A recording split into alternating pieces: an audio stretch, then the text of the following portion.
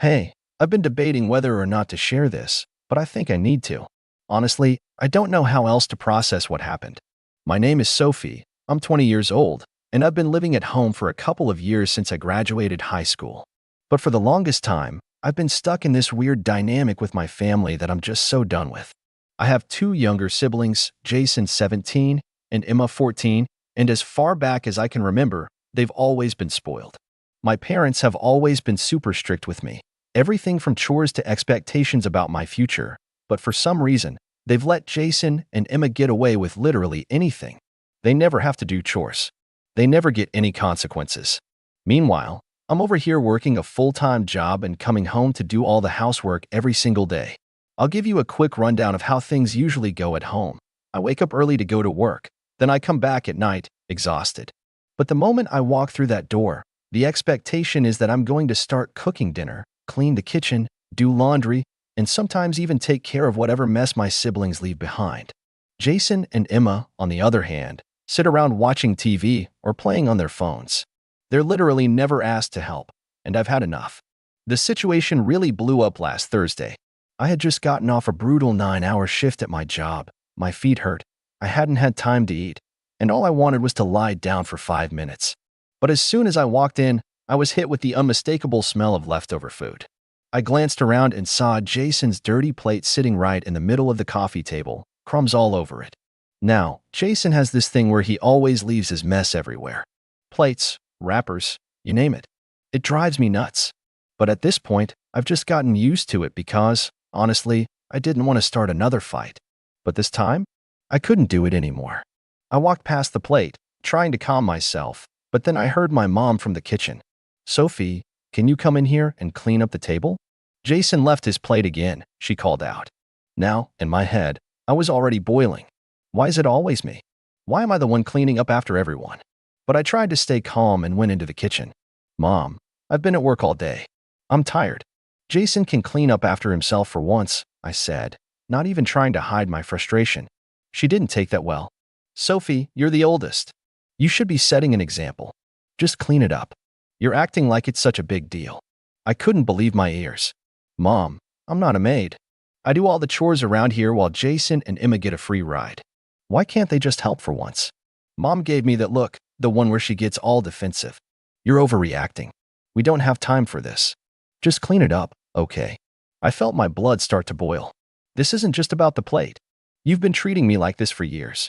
I'm constantly working, constantly cleaning, and you never ask Jason or Emma to do anything. I'm done, Mom.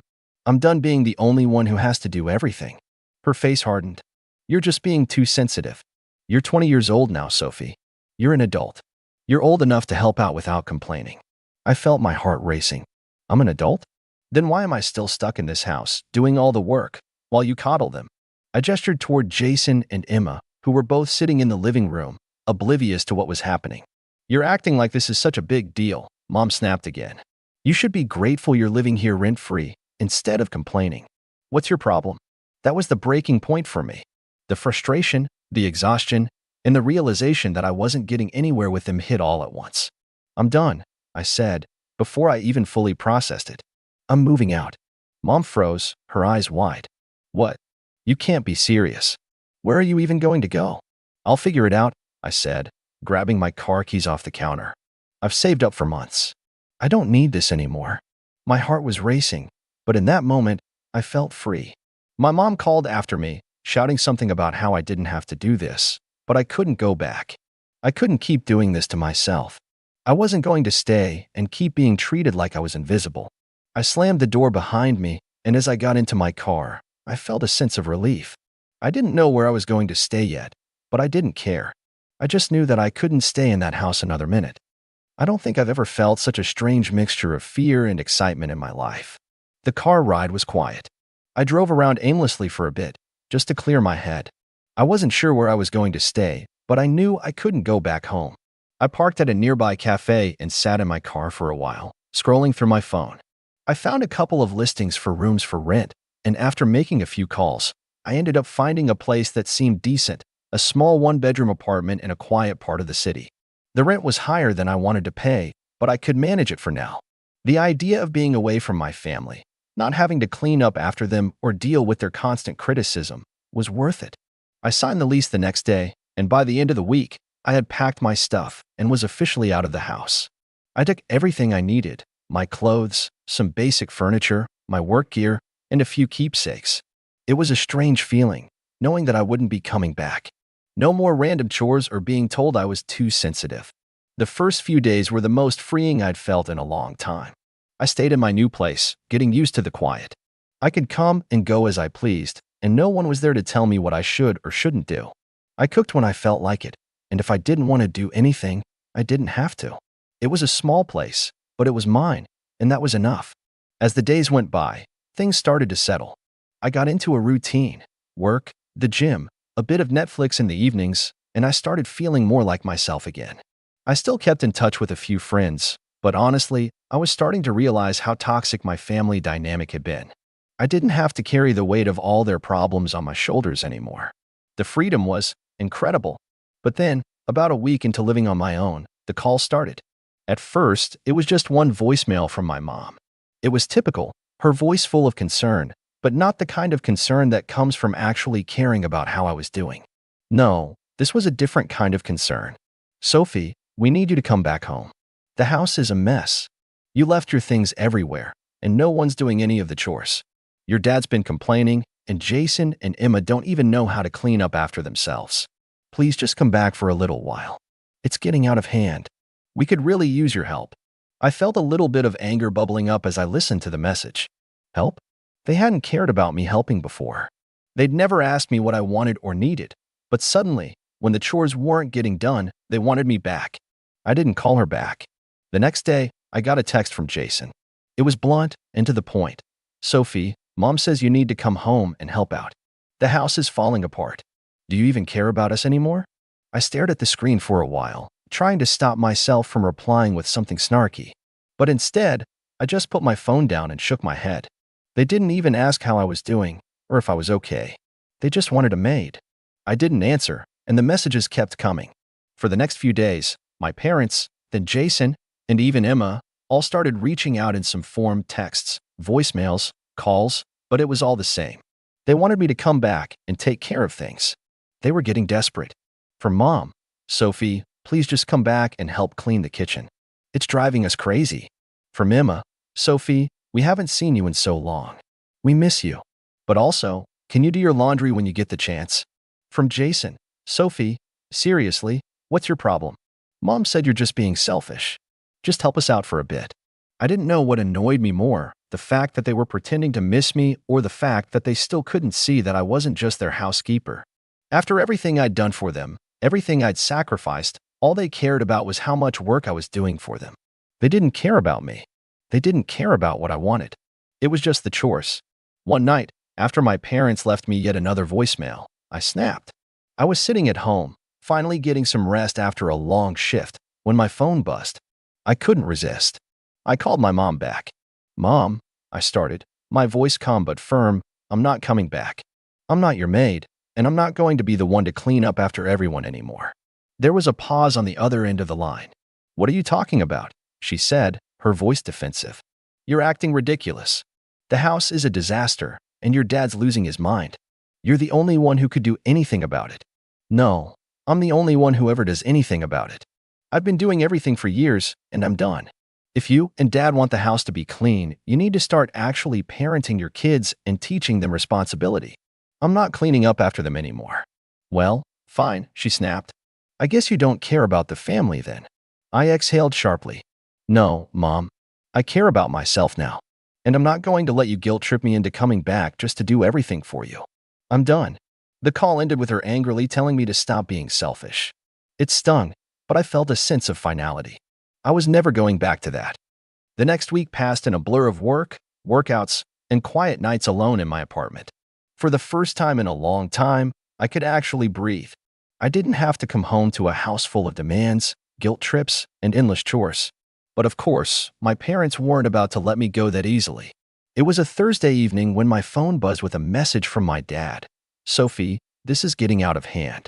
We've been having to clean the whole house by ourselves. You need to come home and help us, or we won't be able to manage anymore." I stared at the text, rolling my eyes. It was the same old spiel, but this time, it was more direct. They were starting to get desperate, and I could feel the pressure building. I almost considered ignoring it, but I couldn't resist. I had to say something. So, I replied, keeping it as cool as possible. I'm not coming back, Dad. I'm not cleaning up after you all anymore.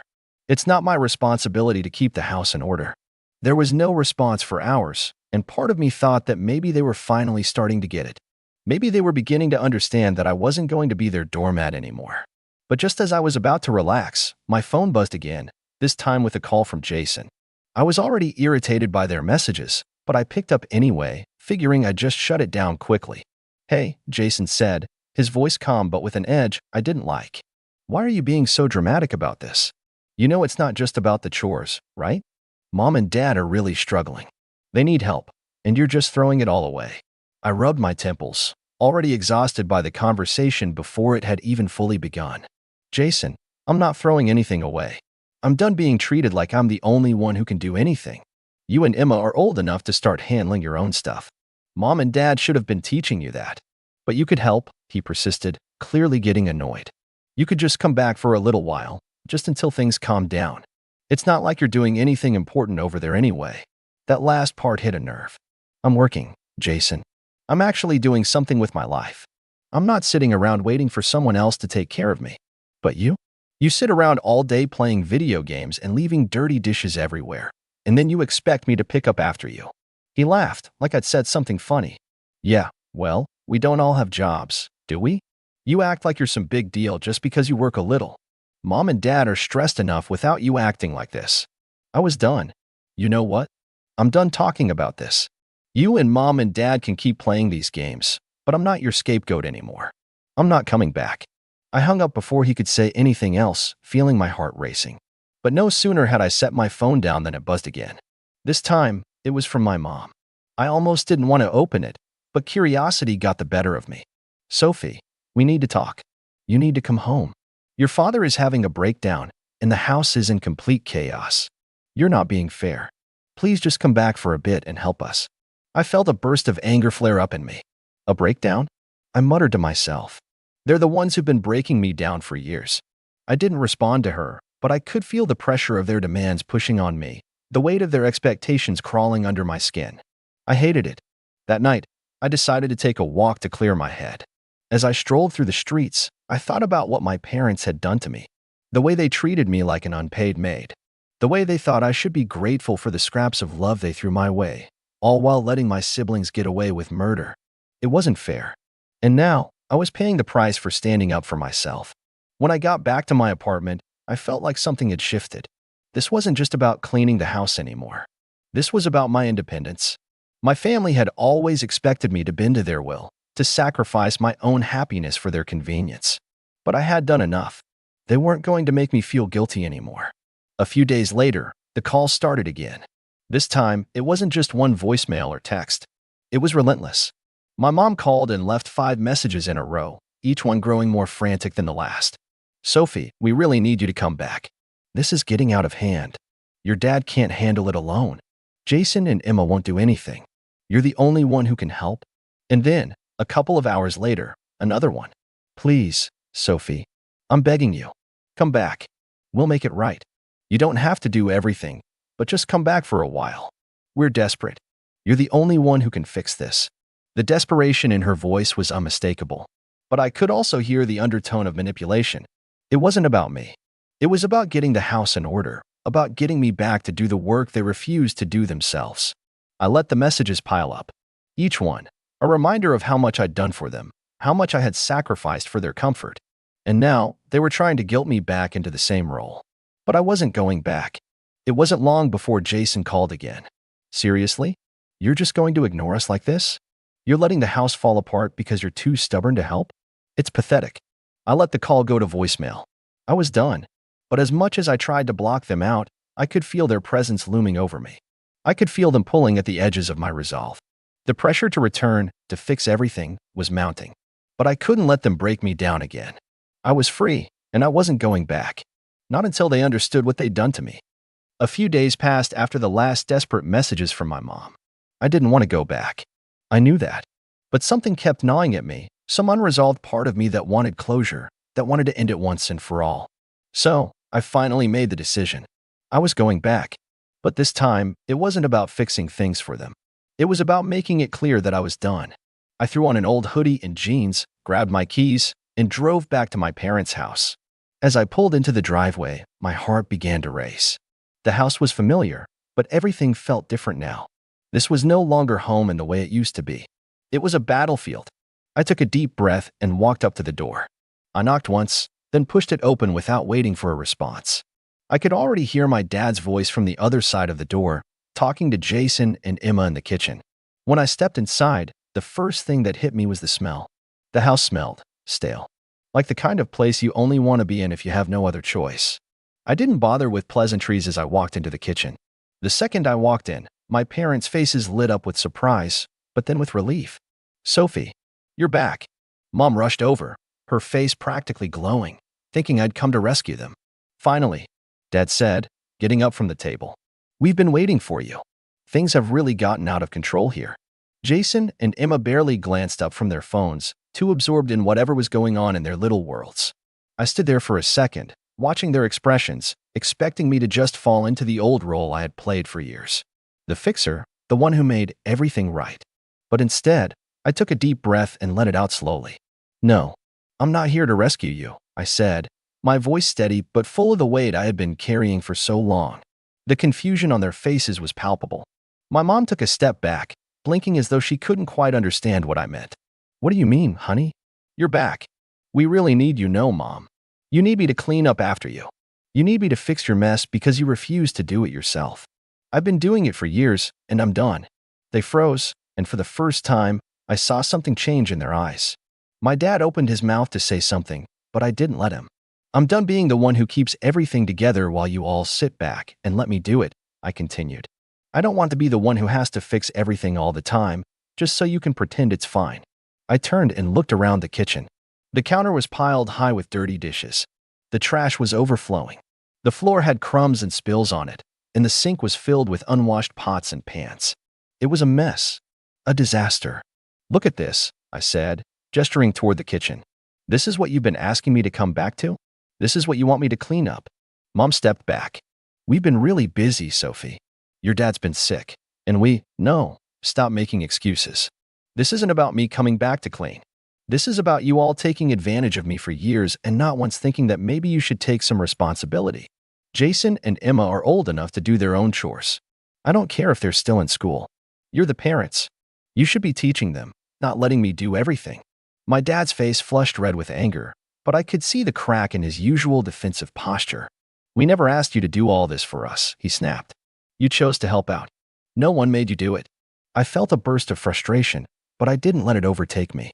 "That's not the point. You've expected it from me, Dad. And I'm done." I looked back at my siblings, who were still glued to their phones. "You two don't get a pass, either," I added, my voice sharp. "I'm not coming back to be your maid. You need to start doing your share. This whole dynamic where I clean and cook and do everything while you all sit back has to end." Jason rolled his eyes. "Wow, dramatic much? Can't you just help us for once?" "Dramatic? I'm done," I said, cutting him off. "I've been doing this for years, and no one's appreciated it. Not once." I turned back to my parents. "I came here today to tell you that I'm done. I'm not coming back. I'm not going to be the one who picks up the pieces every time you mess up.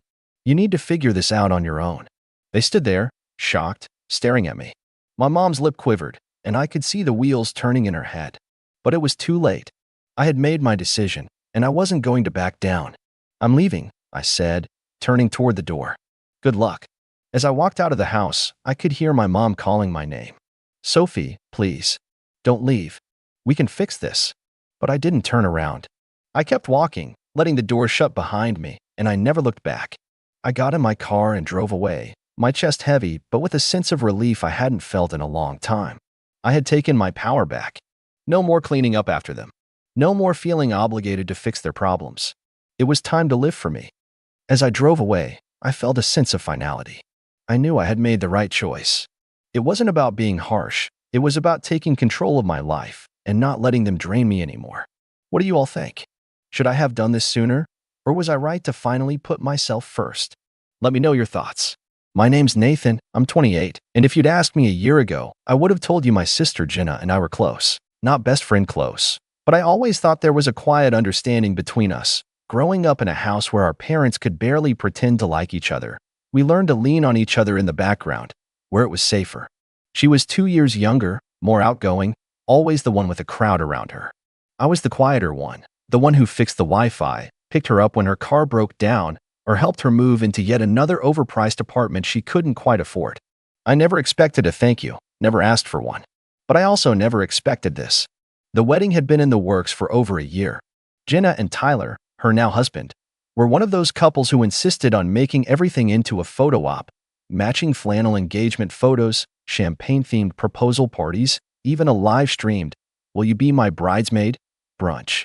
I watched it all unfold from a distance, invited to participate but never quite included, if that makes sense. I was always the one behind the camera, holding bags, fixing the lighting. And I didn't mind, not really. I just kept telling myself, it's her big moment. Let her shine. Still, when she asked me to contribute financially to the wedding, I was surprised.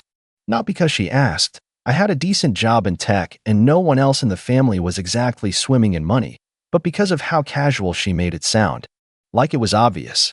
Like of course I would. She called me one evening last spring and said, "Nate, I know it's a lot, but if there's any way you could help cover the venue deposit, it would mean so much. It's just until Tyler's bonus clears. Then we're all good." I agreed. I wired $10,000 2 days later. No big speech. No contract. No drama. Just a note that said, "Congrats. You deserve the best." That money was never brought up again. Not when the save the dates went out. Not when I wasn't invited to the tux fitting. Not when I was the only sibling not in the wedding party. I told myself maybe I misunderstood. Maybe they were keeping it small, but then I saw photos on Instagram, 10 groomsmen, 8 bridesmaids, even Jenna's college roommate's fiancé had a role. I felt the sting, sure, but I didn't say anything. My mom would have just called me dramatic. My dad? He would have shrugged and changed the subject. As the wedding weekend approached, I kept my head down. I booked my flight, took the time off work, even upgraded my hotel suite just so I wouldn't have to rely on anyone else for anything. The night before the ceremony, I offered to help with setup. Jenna said, "That's sweet, but we've got a planner." Tyler chimed in with a two-chipper, "We'll see you tomorrow, big guy." I smiled, nodded, left early. Alone.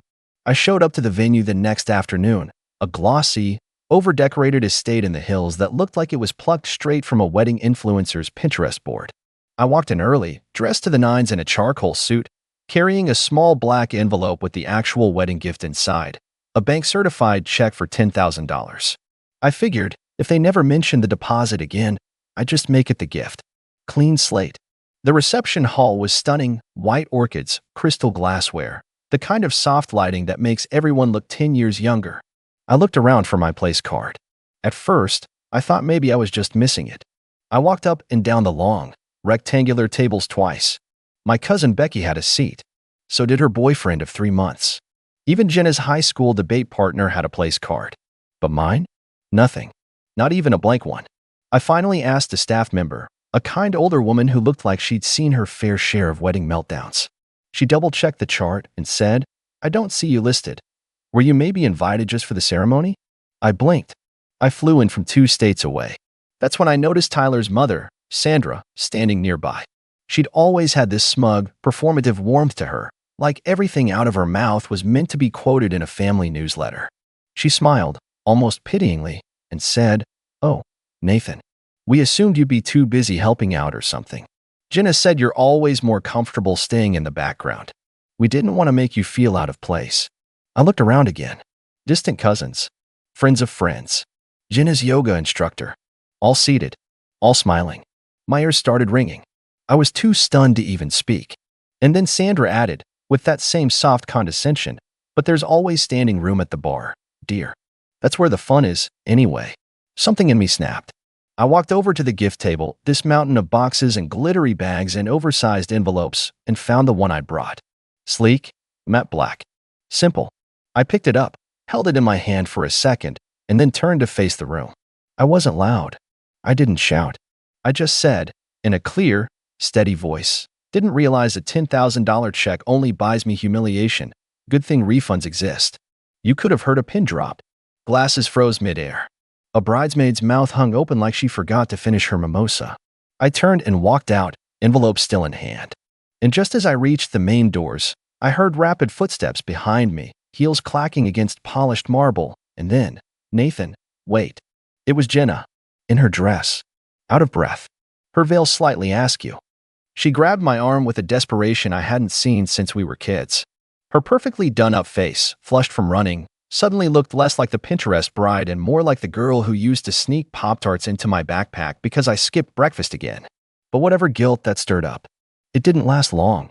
Nathan, she said, breathless, please, can we talk about this? I raised an eyebrow. No? On your wedding day? Weren't you busy not noticing I didn't have a seat? She flinched, but recovered fast. It was a mix-up. I didn't know. The planner must have. Cut the planner excuse. Your fiancé's mom told me you said I'd be more comfortable in the background. I held the envelope loosely between two fingers. Did you tell her that? Honestly, Jenna blinked. And then, in the smallest voice, she said, I didn't think you'd mind. And there it was. That casual cruelty disguised as thoughtlessness. Like it was my fault for not wanting to be the center of attention, so that gave them permission to erase me altogether. I didn't think you'd mind. That one sentence rattled around in my brain like a ricochet. I stepped back. You didn't think I'd mind being treated like a cater waiter at your wedding? After funding a huge chunk of it. Her eyes widened. Wait, what do you mean? I paused. The deposit, Jenna. The one you asked for until Tyler's bonus cleared? You never paid me back. I assumed we were folding that into the wedding gift. That's why I brought this. I lifted the envelope slightly. But clearly I was mistaken. She opened her mouth, but I cut her off. And before you try to say you forgot, I didn't need a seat at the head table. I didn't need a speech or a spotlight. I just wanted a chair. Literally 1 square foot of space to exist like a human being. And apparently, that was too much. I didn't mean to hurt you, she said, softly. And for a second, her voice cracked. Yeah, I said. But you didn't care enough not to. Behind her, the music from the reception drifted faintly out. Laughter, clinking glasses, someone calling out for a group photo. All without me. All the while, the family I'd quietly supported for years treated my presence as optional. She looked down, biting her lip. If you just come back in, I'll fix it. I'll make them bring out another chair. A chair isn't the problem, Jenna, I said. The problem is I never needed a spotlight, but I sure as hell expected a little respect. And after 28 years, I finally figured out that being the dependable one doesn't mean people will value you. It just means they'll use you until you're empty. She looked like she was going to cry, but I couldn't do it anymore. I didn't want the tears. I didn't want the last-minute guilt. I turned around and walked toward the valet. I could hear her call after me, Nate, please. But I didn't stop. Not even when the valet pulled up my rental and asked, heading out already, sir? Yeah, I said, sliding the envelope into my jacket. Turns out I wasn't invited. I drove off, phone buzzing in my pocket, missed calls from my mom, a text from my cousin Emily that just said, what happened? And I ignored every single one. I didn't even check my family group chat. I went back to my hotel, ordered room service, poured a drink, and sat in silence. That night, around 11:45 p.m., I finally opened my texts. One from Jenna. One line. Please don't tell Mom and Dad about the money. Tyler doesn't know you paid the deposit. I stared at it. No apology. No ownership. Just fear of the fallout. And in that moment, something inside me settled. The silence I'd endured, the, oh, Nate won't mind, the constant erasure, I realized it wasn't going to stop. Not unless I made it stop. So the next morning, I didn't go to the family brunch. I didn't return Jenna's message. I didn't respond to my parents' calls, either.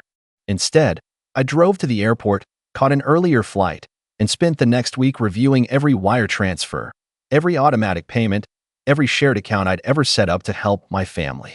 Utility bills. Insurance policies. Even the emergency credit card tied to my name that no one really used. I made a spreadsheet. I totaled everything. And I made a decision. Because I wasn't going to just quietly walk away this time. I spent the entire flight home in a haze. Not angry. Not even hurt, really. Just clear. For the first time in years, I wasn't second-guessing myself. I wasn't wondering if maybe I was being too sensitive or too proud or too dramatic. I had receipts, literal and emotional. And I was done pretending my generosity was some endless well they could drink from without even a word of thanks. The spreadsheet I'd started in my hotel room became something of a personal audit. I opened every bank app, every email with an invoice, every shared bill from the last 5 years. I hadn't realized just how much I'd quietly shouldered over time. It started small, covering our dad's car insurance when he got laid off. For a few months, it had been almost 4 years, paying off Jenna's last semester of college because my parents said they were tapped out. Floating the balance on a family group vacation they swore they'd all Venmo me for. They never did. I always told myself it didn't matter, that they needed me, that helping out was what family did. But helping out and being taken for granted are two different things. And somehow, over time, my entire family had decided I was just the quiet ATM they could plug guilt into and cash out from. The turning point was when I found a charge from 2 weeks ago. $194.85 for a catered bridal luncheon from some trendy bistro near Jenna's apartment. I hadn't been told about it. I hadn't been invited. But I had paid for it through the shared card my mom still had access to. The same card that had covered everything from emergency dentist visits to Uber rides when her battery died again. I didn't even get mad. I just smiled. And then I got to work. The next few days were quiet, but methodical. I revoked every secondary user on my credit cards. I froze the emergency account. I called the bank and removed myself as a guarantor on our dad's car loan. I changed the login info for the utility portals. Electricity, water, gas, cell phone family plan. Everything. I waited until 7 a.m. Monday morning, just when I knew my mom would be waking up and turning on her Keurig. Then I scheduled every service to shut off that afternoon. I wanted it to be loud. Around 2:30 p.m., my phone buzzed with a text from my dad. Internet down. Did you forget to pay again? I didn't answer. By 3 o'clock, my mom called. Twice. Left a voicemail. Nate, the power just went out. And the water. Can you check the account? I think something weird is going on. I played the voicemail on speaker while eating lunch. Didn't respond. At 3:42 p.m., Jenna texted, "What is going on? Why is mom freaking out?" I didn't reply. At 4:16 p.m., another from Jenna. "Did you cancel the bills? Are you serious right now?" That one made me laugh. Now it was serious. Not when I was erased at her wedding.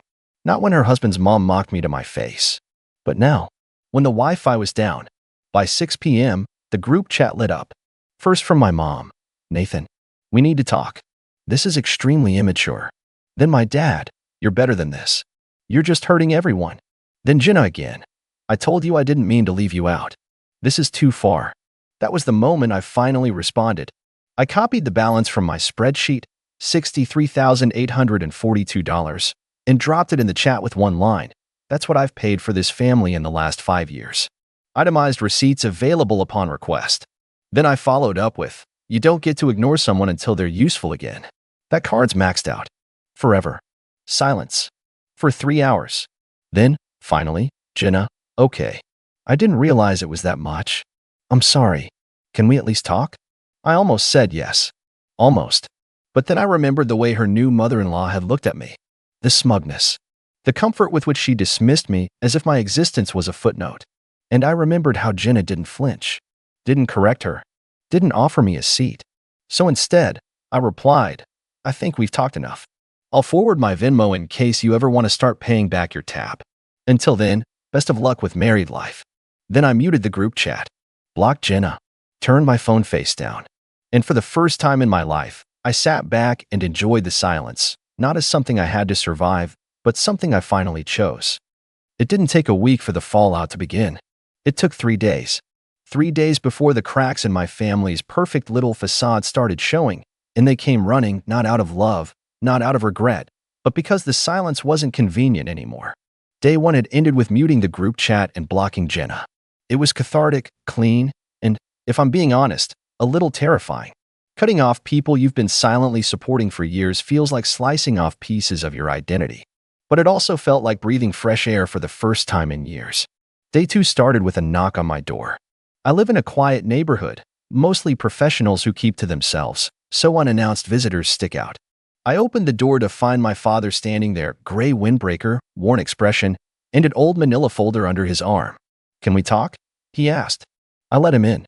Not because I owed him anything, but because I wanted to see if the man who taught me how to fix a flat tire had enough humility to fix the mess he helped make. He sat at my kitchen table like it was a job interview. opening the folder and spreading out copies of bills, notes, and even some scribbled repayment plans. It might have looked impressive if I hadn't been the one who paid most of those exact bills in the first place.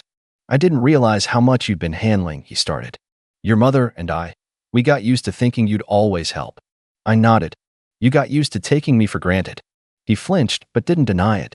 Instead, he tapped one of the repayment plans with a tired finger. I want to pay you back. It won't be fast, but I'll start this month. I've got some retirement money I can tap into early. That surprised me. My father was many things, but self-sacrificing hadn't been one of them since maybe the early 2000s. I looked at the paper, then back at him. Why now? I asked. He hesitated. Because. I saw the way Jenna looked at you. At the wedding. Like you didn't matter. Like you were just an afterthought. He looked down. That used to be my mistake. I don't want it to be hers. For the first time in a long while, I saw the man who used to carry me on his shoulders through crowded 4th of July parades. I nodded slowly. If you're serious, we'll start with the car insurance. You cover the rest of the year, then we'll talk. He looked relieved. Fair enough. After he left, I didn't cry. I didn't vent. I just sat in the stillness, processing what it meant to finally be heard, not just because I raised my voice, but because I stopped speaking entirely. Then came day 3. A handwritten letter. From Jenna. Slipped under my door, in my own mailbox, which meant she'd come by and chosen not to ring the bell. The envelope had my name in her familiar loopy script. I almost didn't open it. But curiosity, that old traitor, won out. It read, Nate, I've tried calling, texting. I know you're not ready to talk. I don't blame you. I've replayed that day 100 times in my head, trying to figure out what went wrong, and the truth is, it didn't happen on the wedding day. It happened long before. You were always there for me, rides, rent, bad dates, all of it. I always assumed you'd be there, and that was my biggest mistake. Not asking, not appreciating, just assuming. Tyler didn't know you paid the deposit. I never told him because I didn't want him to feel like we owed anyone. I wanted us to look like we had it together, like we'd earned it all. But that lie cost me your trust, and I see that now. I told myself you liked being behind the scenes. I told myself you were low maintenance. But I never once asked how you felt. I never once thought about what it meant to sit through that wedding knowing you paid for it and were treated like furniture. You didn't deserve that. I don't expect forgiveness. I just wanted you to know that I see it now. Jenna, it wasn't dramatic. It wasn't groveling. But it felt real. And that made it harder. For a week, I didn't reply. Not out of spite, but because I needed to be sure this wasn't another one of those family panic moments where they say the right things just long enough for me to plug the holes again. I waited. I watched. Then I got an email. A digital receipt. $10,000 from Jenna, transferred directly to my bank. No message. Just the transaction. Then another, this time from Tyler. Subject, apology body. Nate, I just learned the full story. I'm sorry. That's all I can say for now. But we're starting our marriage by making things right. You deserved better. Hope to prove that moving forward. It wasn't perfect, but it was a start. I sent one final message in the group chat. No more payments. No more favors. If you want me in your life, you'll have to treat me like I matter. Not like a backup plan. This time, I mean it. I left the chat. I didn't block them again, but I left. 2 months later, my birthday came around. I didn't throw a party. Didn't send out reminders. I just made a reservation for one at a rooftop sushi place I'd always wanted to try and watch the city lights flicker below. Halfway through the meal, the waiter came over and placed a small box on the table. Inside was a note from someone who finally sees you. Happy birthday. It was from Jenna. I smiled, not because everything was fixed, but because, for once, I wasn't invisible. I wasn't background noise. I was seen. And I knew from now on, I wouldn't let myself fade into the scenery for anyone ever again. Not for family. Not for blood. Not even for love. I had learned painfully, fully, that being the dependable one doesn't mean you owe them your silence. It means you've earned your boundaries. And I finally had mine. They say you can't choose your family, but sometimes I wish I could return mine like a defective Amazon package. My name's Darren, I'm 32, and for most of my life I've been the quiet one in the family. The dog guy, as my brother so lovingly puts it. Not the athlete, not the dad, not the one with the family name to carry on. I'm the guy who shows up to BBQs with craft beer and a golden retriever named Max, while my brother Brandon shows up late, smelling like cheap cologne and holding a new baby like it's a winning lottery ticket. Guess which one of us gets the applause? I've always been a bit of an outlier. Grew up in the same small Pennsylvania town as the rest of my family, but I was the one who moved into tech instead of construction like Dad wanted. I bought my own place by the time I was 29, not some fixer-upper either. A modest 3-bedroom house with a fenced yard, finished basement, and a kitchen even my mom admits is Pinterest-worthy. I saved for it, planned for it, worked 12-hour days for it. And while it's not a mansion, it's mine. Paid off, too. No mortgage hanging over my head. Just Max, some plants, and peace. Brandon is 3 years younger than me, and if you ask my parents, he's the golden boy. Always has been. The kid could spill grape juice on the white carpet and somehow end up with dessert. He was the first to get a football scholarship, which he lost, the first to get married, which was rushed, and the first to have a baby, which may or may not have been intentional. Still, Mom and Dad act like he's building Rome while I'm sitting in a cave playing video games. Never mind that his credit score is probably the same as his bowling average. I never minded the imbalance too much. I had my career, my dog, my house. I didn't need their validation. But something shifted after Brandon's daughter was born last spring. Suddenly, every conversation started circling back to family legacy and planning for the future. I started getting subtle suggestions that maybe I didn't need so much space. That a man like me, single, childless, unburdened, should think about supporting the real family. It started small. A comment here, a joke there. The kind of stuff you're supposed to laugh off. Then came the barbecue. It was one of those early summer days where the sun bakes the pavement and your t-shirt clings to your back before you've even taken a sip of lemonade. We were gathered at my parents' backyard for Dad's birthday. Burgers, cornhole, cheap beer, the usual suspects. Brandon's wife, Kelsey, was there with the baby, looking smug as ever in her oversized sunglasses and a tank top that said Mama Bear. She's always had that air of barely concealed superiority, like marrying into the family was an act of charity on her part. My mom adores her. Says she brings balance to Brandon's wildness.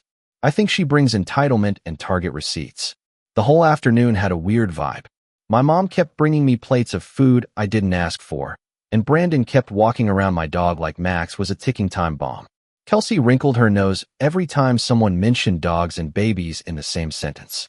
I kept to myself mostly, sipping my drink and trying not to look at the overdone steaks on the grill. Then my dad clinked a fork against his beer bottle. All right, gather round, he called, grinning like the mayor of Dysfunctionville. Got a little family announcement to make. We all gathered near the patio, standing in clumps. I remember Max sat down next to me and looked up like he could sense the tension in my shoulders. I've been thinking, Dad said, raising his arms like he was about to deliver the 10 Commandments. About the future. About what we leave behind. Brandon puffed up beside him, holding the baby like he was expecting a medal. And I realized, Dad went on, we've got to think long-term. Legacy. Stability. What kind of world we're building for this little one? He nodded toward his granddaughter like she was the second coming. Then he turned to me. Darren, you've done well for yourself. Got a nice house, no debts, smart with your money. And you've got, what, a dog? He laughed. So did Brandon. So did most of them. Even Mom tried to hide a smile behind her cup. I didn't laugh. So, Dad said, clearing his throat, we were thinking, it only makes sense for you to help out your brother. Maybe let him move into your place. You've got more than enough space, and they need room to grow their family. You could always get a condo or one of those townhouses near the park. You like walking the dog, right? Silence. I looked around. No one was saying anything. No one was stopping him. It was like they were all in on it. I opened my mouth. Closed it. My jaw felt tight, like I'd been grinding my teeth all night. And of course, Dad continued, we're not saying you're giving it away. Just, doing what's right. Being the bigger man. You don't need all that room, Darren. You don't even have anyone. Brandon's building a life. A real future. He turned to the rest of the group and said, chuckling, he's a real man now. He's got a wife, a baby, a future. Darren's got, what, a dog. Laughter. Full-blown this time. My mom covered her mouth like it was scandalous but funny. Kelsey smirked behind her sunglasses. Brandon slapped my back, saying, come on, man, it's not a big deal. You know it makes sense. And that's when I realized they thought I'd just say yes. They thought I'd hand over the keys and say, Of course, brother. Take it. Build your future. I'll go fetch a one-bedroom and a leash. But I didn't. I smiled. And I reached into the folder I'd brought with me, because I'd seen this coming weeks ago. The offhand remarks. The strange comments. The weird energy. I pulled out the document, placed it gently on the patio table, and said, "Funny you'd say that, Dad. Want to see the DNA test your future is built on?" Silence. Real silence. The kind that makes the air feel thicker. Brandon blinked. Kelsey froze. My mom's cup tilted in her hand. I leaned back in my chair, heart thudding like a war drum in my chest, and waited. Because this wasn't just about a house anymore. This was about everything. And they had no idea what I was about to show them. I didn't plan to ruin my dad's birthday. Let me get that out of the way first. I came to that barbecue with the folder as a precaution, not a weapon. I knew the atmosphere had been shifting, and I wanted to be prepared, not to start a war. But the second those words left my father's mouth, "You've got, what, a dog?" I realized there was no salvaging this illusion of family unity. Not anymore. When I laid the folder on the table and mentioned the DNA test, you could have heard a pin drop. The air changed. It felt electric, like right before a lightning strike. I wasn't even sure which part of that sentence rattled them more. The mention of DNA or the calm way I said it, like I'd been sitting on a loaded gun this whole time. Brandon's face went through 3 shades of red in as many seconds. Kelsey froze, lips parted mid-sip like she was taking in oxygen for the first time. My mother looked at the folder like it might explode. What the hell are you talking about?" Brandon asked, his voice tight. I didn't answer. Not right away. I watched him squirm. I watched Kelsey's sunglasses tilt just enough to reveal her eyes darting between the document and me. I wanted them to feel it, the weight of what they'd just done. The gall it took to mock me, to try and take from me, while hiding something like this. My father cleared his throat. "Darren, what is this?" I finally spoke. That's a paternity test. From a private lab. Took a few weeks. Took some digging too. But what can I say? Tech nerds like me enjoy a good mystery. Mom's hands went to her mouth. "Darren, please tell me you didn't." "I did," I said, voice steady. "And the results are in that folder. If you want to know who fathered your granddaughter, Dad, go ahead. Open it." Brandon stood up, so fast his chair screeched. "You're insane. You actually stalked my family and got DNA tested behind our backs? Are you hearing yourself?" "No," I replied, meeting his glare. "I'm hearing you. The guy who shows up late to every family event, who once borrowed $5,000 from Mom and never paid it back, who's been bailed out of 2 DUI arrests, and who still somehow gets treated like the chosen son. And you think I'm the crazy one." Kelsey found her voice then. "This is harassment. That's illegal. It's not illegal if the sample is voluntarily provided," I said, cutting her off. "Your daughter's hairbrush, from when you visited my house 2 months ago, left in the guest bathroom. I'm not proud of it. But after the things I found on Brandon's phone," Brandon lunged. Or he tried to, anyway. Dad and Uncle Mike jumped in to hold him back. He was red-faced, trembling, shouting something about lawsuits and ruining lives. I stayed seated. I didn't flinch, because I hadn't ruined anything. They had, and I was done letting them pretend otherwise. That moment, the eruption, the accusations, the silent judgment from the rest of the family, it should have been the breaking point. You'd think after something like that, people would step back, reflect, try to understand how things got to this point. But that's not what happened. It got worse. After the barbecue exploded into chaos, I grabbed Max, left the folder behind, and walked out. I didn't look back. Didn't answer my phone for 2 days. I needed space. I needed air. But I should have known they wouldn't let it go. The first call was from my mom. I didn't answer. Then a voicemail came in. "Darren, honey, we need to talk." That was unnecessary. "You embarrassed everyone. Just call me, please." Then another, and another. By the 4th message, her tone had changed. "I don't know what you think you proved, but this has gone too far. Brandon's your brother. That baby is your niece. Whether or not." There was a pause. "You had no right. This isn't you." "Oh, but it was me. Just not the version they were used to." Brandon never called. He didn't need to. Kelsey did the honors, texting me something that I won't quote word for word, but the gist was, I was a sick freak, jealous, and bitter because no one wanted to build a future with a guy who plays fetch with a dog instead of raising a family. I didn't reply, not even a period. But I wasn't done either. See the test? That wasn't even the full story. The truth was, I'd only gotten suspicious after Brandon started spending more time at my house. At first it seemed normal, him swinging by, asking about renovations, hinting at how perfect the layout was for a kid. I brushed it off as curiosity. But then he got pushy, suggesting how empty my life looked. How guys like me don't really need all that space. He even made a joke about how the place was wasted on someone without a family. That's when I started watching more closely, noticing the way he and Kelsey talked over each other, the way she looked uncomfortable every time he mentioned their future, the way she hesitated before calling him the baby's father. At first, I thought she was cheating, but then I got a hold of Brandon's old phone. He left it at my place once, cracked screen, barely functioning. Told me to toss it. Curiosity got the better of me. I charged it, powered it on, and scrolled through what I could salvage. What I found was a string of saved screenshots. Messages. Some explicit. Some just weird. Conversations with multiple women.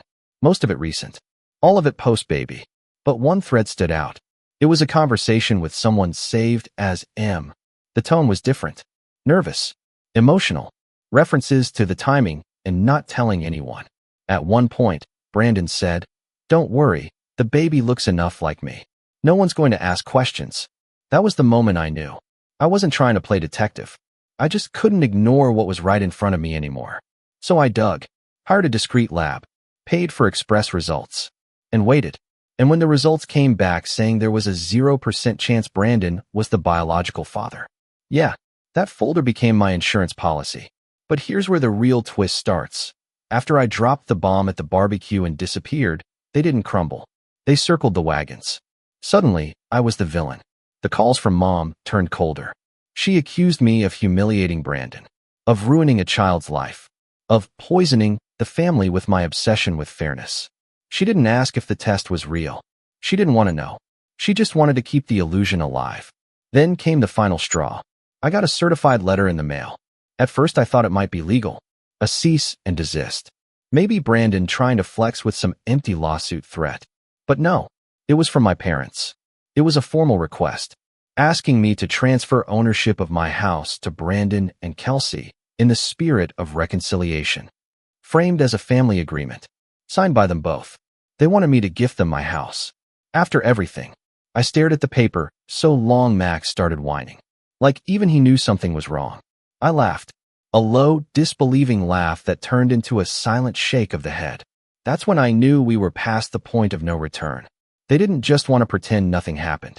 They wanted to reward the lie, reward the betrayal, and punish the one person who had the audacity to reveal the truth. I folded the letter neatly and placed it in my own folder. A different one. A growing collection of receipts, documents, and screenshots. Because this wasn't over. Not by a long shot. And if they wanted a war, they were going to get one. If you'd asked me a year ago what rock bottom looked like, I probably would have pictured something out of a movie. Empty pizza boxes, job loss, maybe sitting on the floor of a dim apartment with my dog and a bottle of whiskey, staring out a rain-streaked window. Something poetic. Reality was much quieter. It looked like a breakfast table with 2 chairs, one of them never used. It sounded like the echo of silence in a house that suddenly felt too big. It felt like walking Max on a crisp morning, passing families in the park, and pretending I didn't hear a child ask their mom, "Why's that man always alone?" It wasn't dramatic. It was subtle, heavy. After the letter arrived, after the calls and texts turned venomous, the distance between me and my family went from uncomfortable to undeniable. I didn't attend 4th of July. I skipped my mom's birthday for the first time in my life. I didn't even get a Thanksgiving invite. To be clear, they didn't forget to invite me. They just didn't. I became the ghost of the family. Not exiled exactly, just quietly removed. Photos disappeared from Mom's Facebook. Group chats that once buzzed with updates and plans fell silent on my end. Even Uncle Mike, who'd always been neutral, stopped calling. I went from the quiet one to the problem, and it hurt. It hurt more than I wanted it to. Because no matter how strong I acted, no matter how justified I felt, they were still my family. And deep down, I'd always held on to the hope that one day, someday, they'd finally see me. Finally realize that I wasn't a placeholder or a backup plan. That I had value. That my life wasn't something to be traded for someone else's convenience. But they didn't. They doubled down. Brandon posted photos of his beautiful family every week.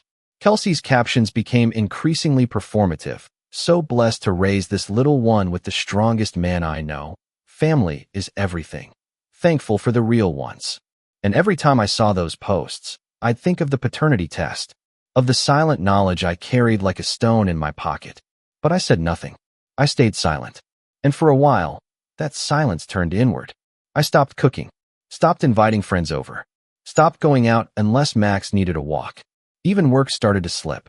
I work remotely as a software engineer, mostly contract-based gigs. Normally I'm disciplined. Up at 8, coffee, code, finish by 5, walk Max, dinner, bed. But after the barbecue, my schedule cracked. I'd wake up at noon, work until 3 a.m., miss meetings, push deadlines. Clients started ghosting me. One didn't renew their contract. For the first time since buying my home, I felt financially anxious. Not broke, but shaky. The kind of instability that makes you glance at your bank app a few times a day, just to check. I was unraveling slowly. Not all at once. Like a sweater pulled by a loose thread. And no one noticed. No one called. No one asked how I was doing. Except Max. Max noticed. Dogs always do. He stayed close. Slept beside me even when I pulled all-nighters. Licked my hand when I sat too long without moving. Barked at the door when I forgot to lock it. Stared at me with that unwavering loyalty that makes you feel like maybe, just maybe, you matter to someone. It was a rainy Tuesday in October when everything changed. I was out walking Max, hoodie up, coffee in hand, headphones in, music low. We were cutting through the park when he suddenly pulled hard to the left. Not aggressive, just urgent. I looked up and saw a little girl, no older than 4, standing alone by the sandbox, crying. No adult in sight. Max approached her gently, tail wagging. She looked down at him, startled, then wrapped her arms around his neck like he was a life raft. I rushed over. Hey, it's okay, I said softly. Where's your mom or dad? She sniffled and pointed to the far edge of the park, where a woman was frantically scanning the area, calling a name. I led the girl back, Max walking between us. When the mother saw us, she sprinted over, scooped her daughter up, and started crying herself. I stayed for a minute to make sure they were okay. The mother thanked me again and again. Said her daughter had followed a balloon and wandered off while she was distracted with a stroller. Said Max was a hero. I didn't think much of it, just glad it ended okay. But a few days later, I got a message on LinkedIn from someone who'd been sitting nearby at the park that day. She'd recognized me from a tech panel I'd been on earlier that year. You were the guy with the dog, right? I'm actually looking for a lead engineer for a new platform we're building. Mind chatting. That chat turned into a meeting. That meeting turned into an offer. And that offer came with stock options, flexible hours, and a salary higher than anything I'd ever made before. Suddenly, the fog began to lift. I cleaned the house. I showered before noon. I opened my windows. I cooked actual food. And I stopped checking my phone for texts that were never coming. Instead, I started checking in with myself. I made a list of things I'd always wanted to do but never got around to. Learn to play guitar. Take Max on a road trip. Finish the novel I started in college. Join a local hiking group. Redo the backyard with a fire pit. One by one, I started crossing them off. I bought a used acoustic guitar from a pawn shop and strummed until my fingers blistered. I drove Max up the coast for a weekend and watched him chase waves like he'd been waiting for that moment his whole life. I pulled out the dusty novel draft and actually began rewriting it, word by word. And I made new friends, real ones. People who didn't care that I wasn't a dad or a husband or the golden child. People who liked me. The rise wasn't loud. There was no applause, no viral redemption arc. It was quiet, but it was steady. And somewhere along the way, I realized I didn't need my family's validation. I didn't need their approval or their praise. I didn't even need their apology. Because I had me. I had Max. I had a career I built with my own hands. I had a home that no one could take from me. And for the first time in my life, I truly felt whole. That doesn't mean I forgot. No, the pain was still there. The betrayal. The unfairness. The weight of years spent being the second choice. But I wasn't carrying it anymore. I was just aware of it. Like a scar. Not something to hide, but something to remember. And just when I thought I'd put it all behind me, just when I thought maybe I'd finally moved on, I got a knock on the door. A soft, hesitant knock. Max barked once, then looked at me. I peeked through the window and saw something that made my stomach twist. It was my dad. And he wasn't alone. Behind him stood Brandon. And behind him was Kelsey. No baby in sight. No smiles. Just faces worn with tension, shame, and something else I couldn't quite name. I opened the door. And before I could say a word, my dad said 5 words I never expected to hear. Darren, we need your help. I didn't say anything right away. I just stood there in the doorway, one hand on the frame, the other gently resting on Max's collar. His growl was low, cautious, but I gave his head a soft pat and nodded. It's okay, buddy. He looked up at me, then back at them, as if silently asking, are you sure? I wasn't, but I opened the door wider anyway. Come in, I said, stepping aside. My voice was calm, maybe too calm. The kind of calm that comes after months of silence, solitude, and sharp clarity. The kind of calm that unnerves people who expect you to still be the version of yourself they used to control. They filed in awkwardly, Dad first, then Brandon, then Kelsey. They moved like people entering a stranger's house, not the one they once tried to take from me. Kelsey glanced around like she was expecting traps in the corners. Brandon wouldn't meet my eyes. And my dad, he just looked tired. I didn't offer them drinks. I didn't ask them to sit.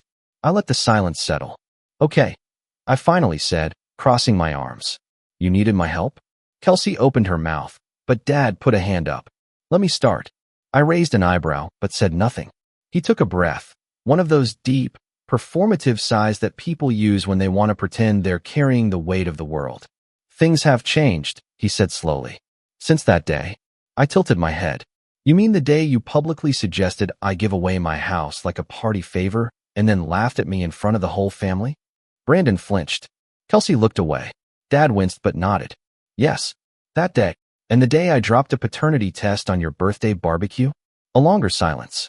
He cleared his throat. Yes, that too. I waited. Let it hang. He finally continued. We didn't handle that right. You were justified in some of what you did. Some. I didn't flinch. I didn't show a thing. Kelsey finally spoke. Brandon and we've separated. I turned to her. Because of the DNA test? She nodded. Among other things. Brandon bristled. It wasn't even proven that I'm not the father. I raised a brow. You mean besides the lab-confirmed, notarized results? He scowled but said nothing. We tried to move past it, Kelsey said, voice quieter. But once you put that truth out there, everything cracked. My parents started asking questions. Brandon stopped coming home some nights. I finally had enough. So you left him? I said flatly. She nodded. 3 weeks ago. And now you're here. Together. My dad stepped back in. This isn't about their marriage. It's about what came after.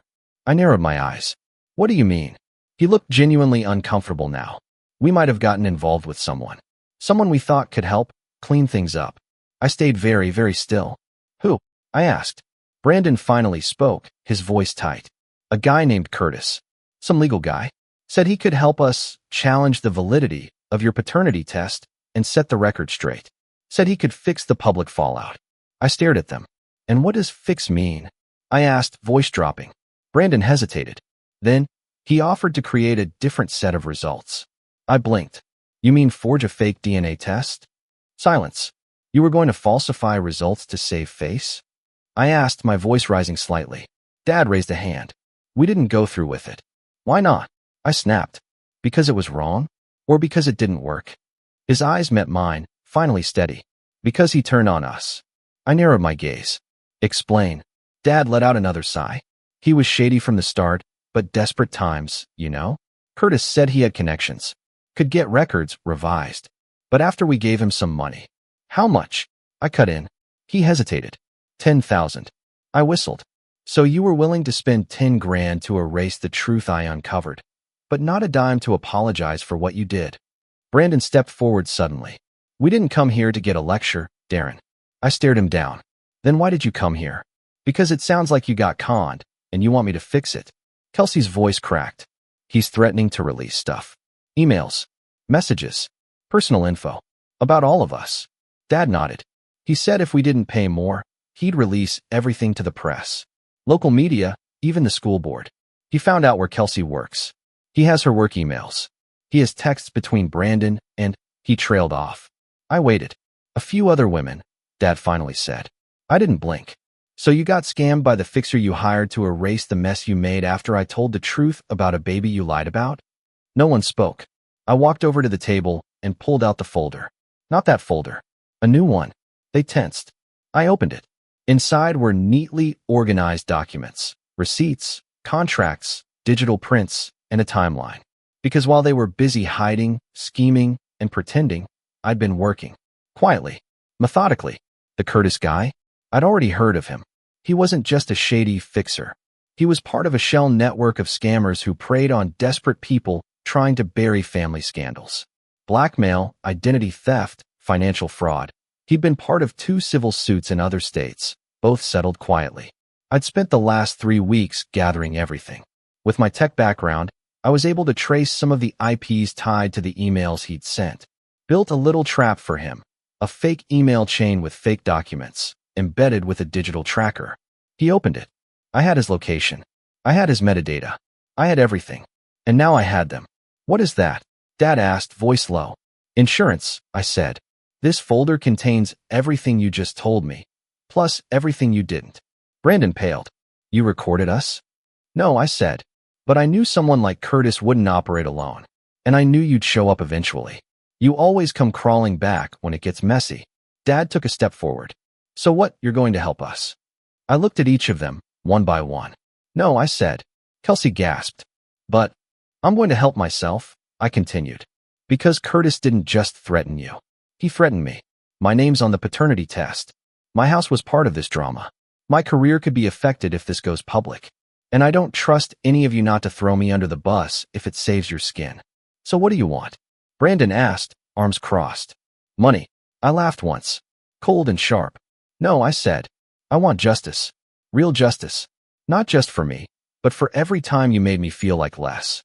Every time you used me, mocked me, ignored me. For every backhanded comment, every silent expectation, every moment I was treated like the family's safety net. They said nothing. I leaned forward. I'm going to expose Curtis. Publicly. Legally. I have the data. I have the proof. But I'm not doing it quietly. I'm going to trace everything back. Every email, every wire transfer, every name he used. I'm going to build a case so airtight it'll choke him.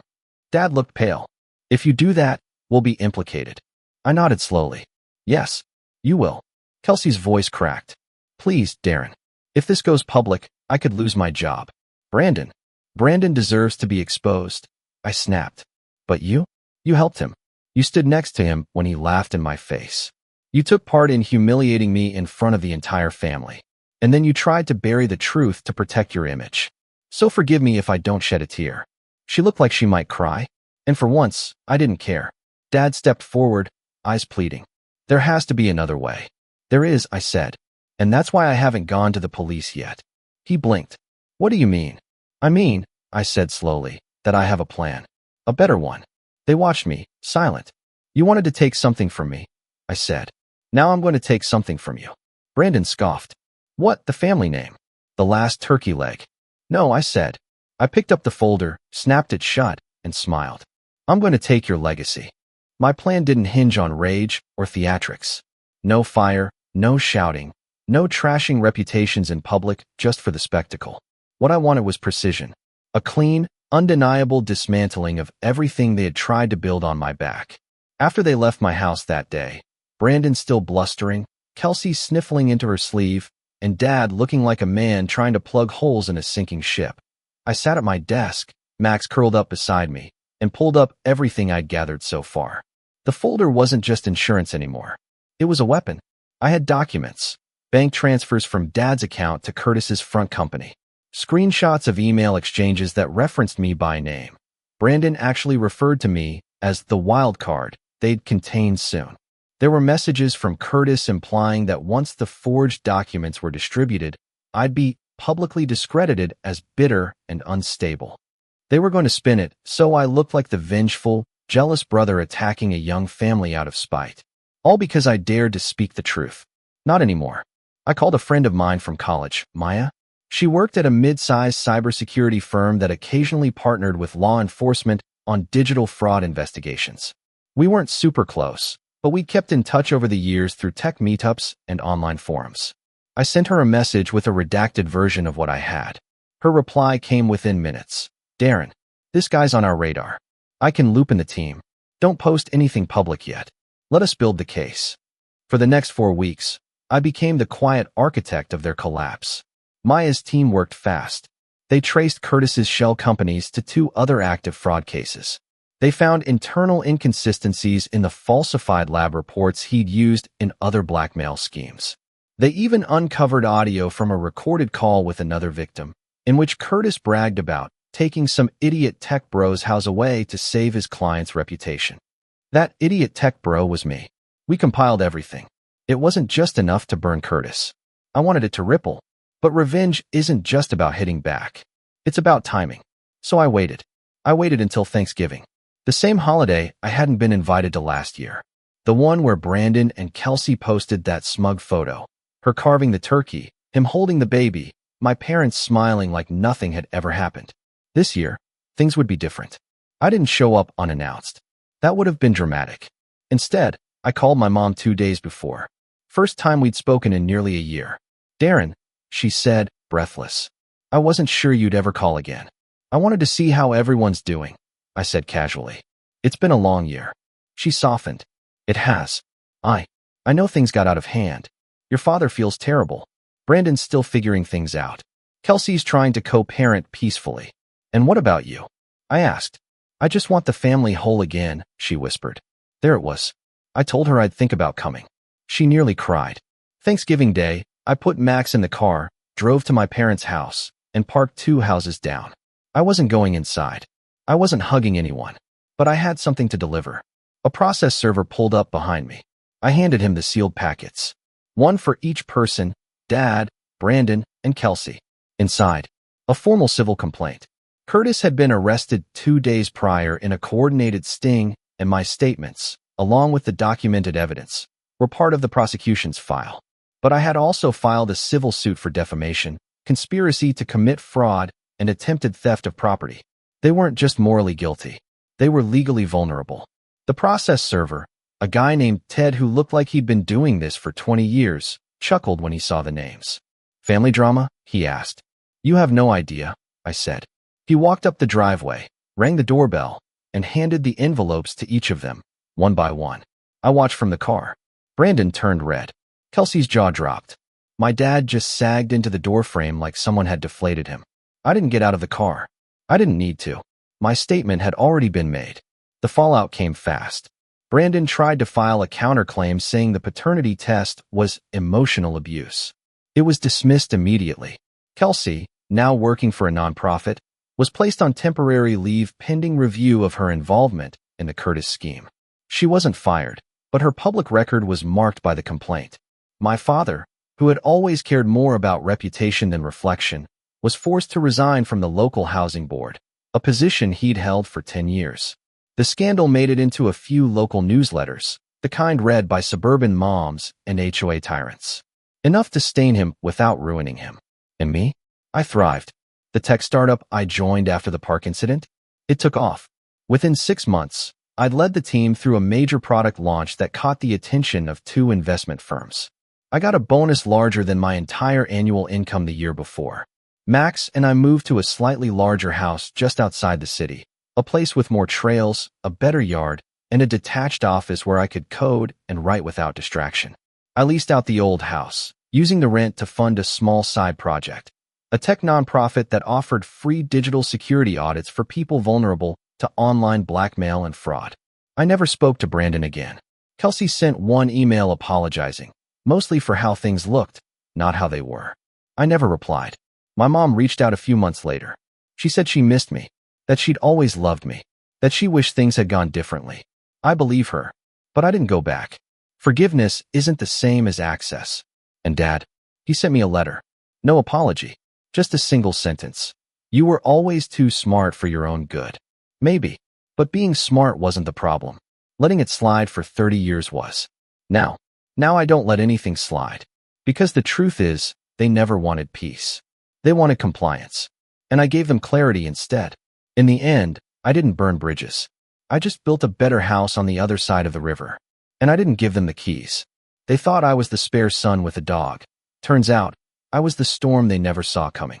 I should have turned around the second I saw the snow picking up on the highway, but I kept telling myself it would be worth it. That seeing the look on my mom's face when I showed up unannounced for Christmas would make the white-knuckled drive through a snowstorm worth it. That my sister, even with her usual attitude, would at least fake being happy to see me. That maybe, for once, I'd feel like part of the family again.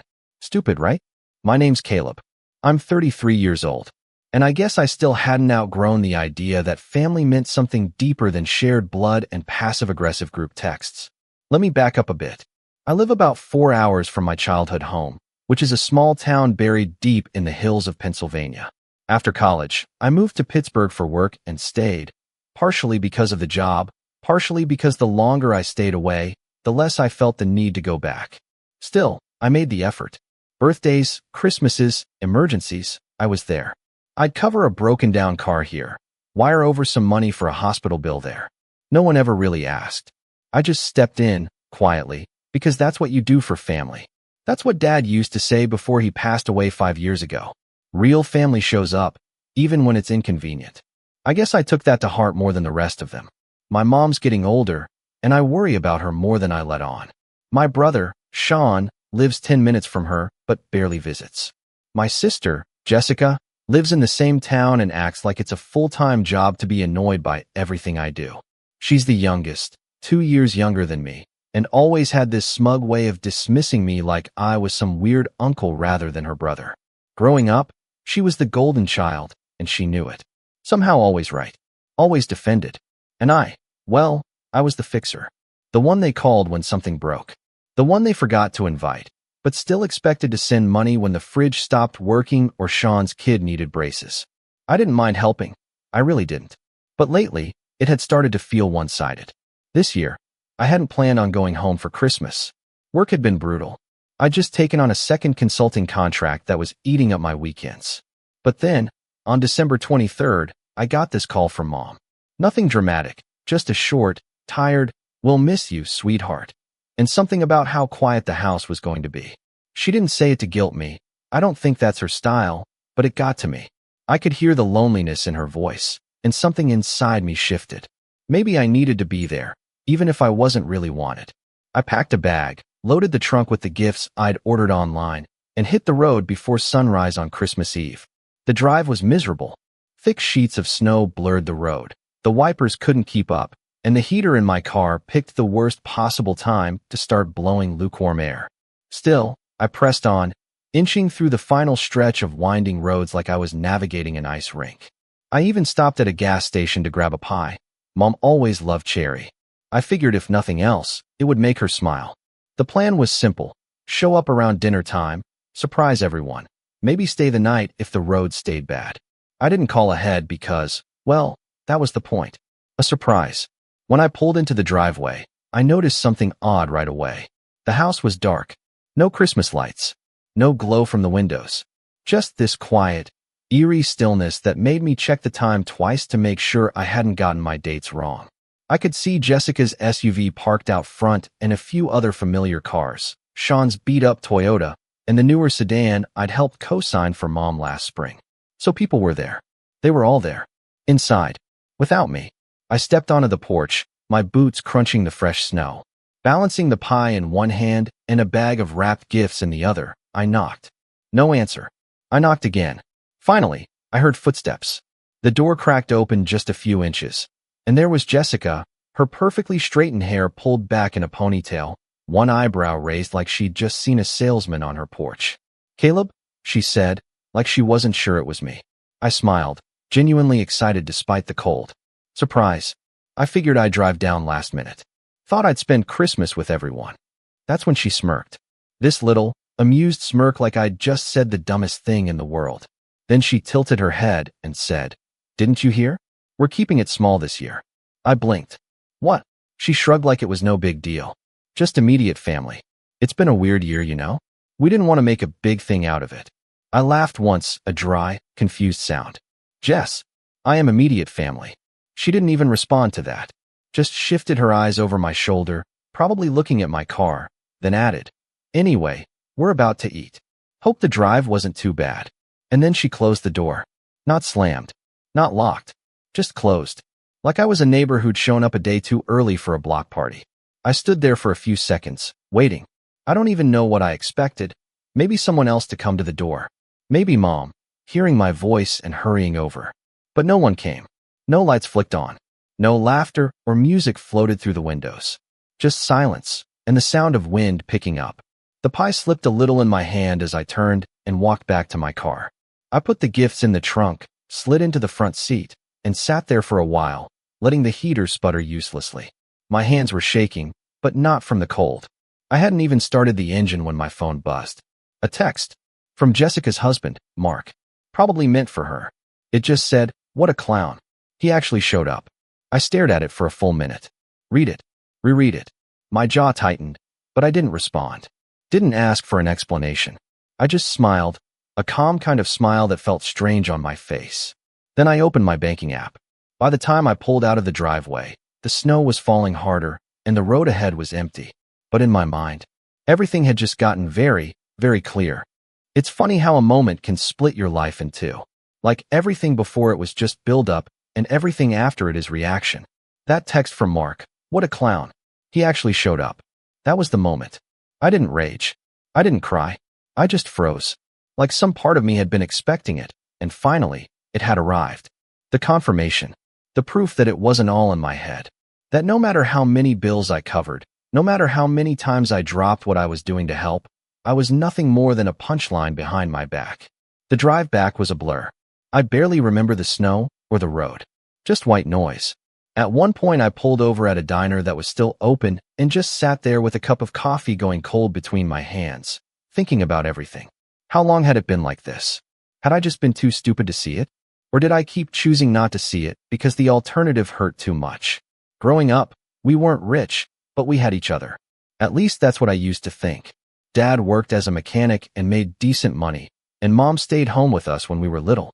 I was the oldest, so a lot got dumped on me early. Watching Sean and Jess when they were sick, taking care of chores, running errands once I could drive. Dad appreciated it, always said I was dependable. I lived for that word. Dependable. It felt like praise and love wrapped in one. Even when Sean would flake out on responsibilities or Jessica would lie about doing her homework, I was the one picking up the slack. I didn't mind. I thought that's what being the big brother meant. That if I just kept being dependable, they'd respect me for it. But as we got older, it felt like dependable turned into invisible. Jessica started dating Mark in high school, and everyone treated him like the prodigal son. He was captain of the football team, went to Penn State on a scholarship, and had that used car salesman charm that made everyone eat out of his hand. Except me. I always got the sense that under the smiles and handshakes, he didn't respect me. Thought I was soft or boring because I didn't drink a six-pack at every family barbecue or talk about sports like it was a religion.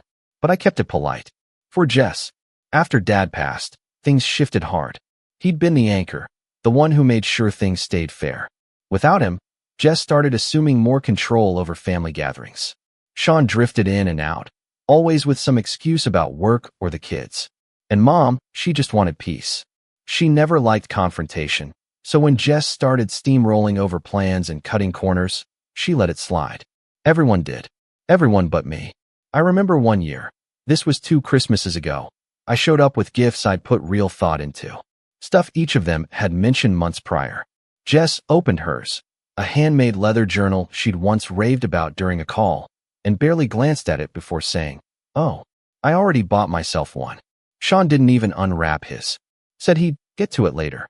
Meanwhile, I watched Jess hand out gift bags full of cheap bath bombs and gas station wine and get praised like Martha Stewart. And the money stuff? That was another layer. I never made a big deal out of it. When Mom's car broke down, I paid the mechanic directly. When Sean got laid off and couldn't cover rent, I sent him $1,200 without a word.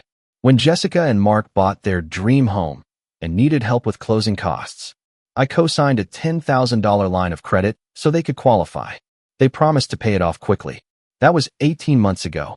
Last I checked, they were still making minimum payments. What I didn't realize, what I refused to let myself realize, was that every time I helped, they loved me a little less. Not more. Less. Because I became a utility. Not a person. The guy who wires money when asked. The guy who nods and smiles and never pushes back. A faucet they could turn on when things got tight. And the more I stayed quiet, the worse it got. There was a moment last summer that should have been my wake-up call. I'd driven down to visit Mom for her birthday.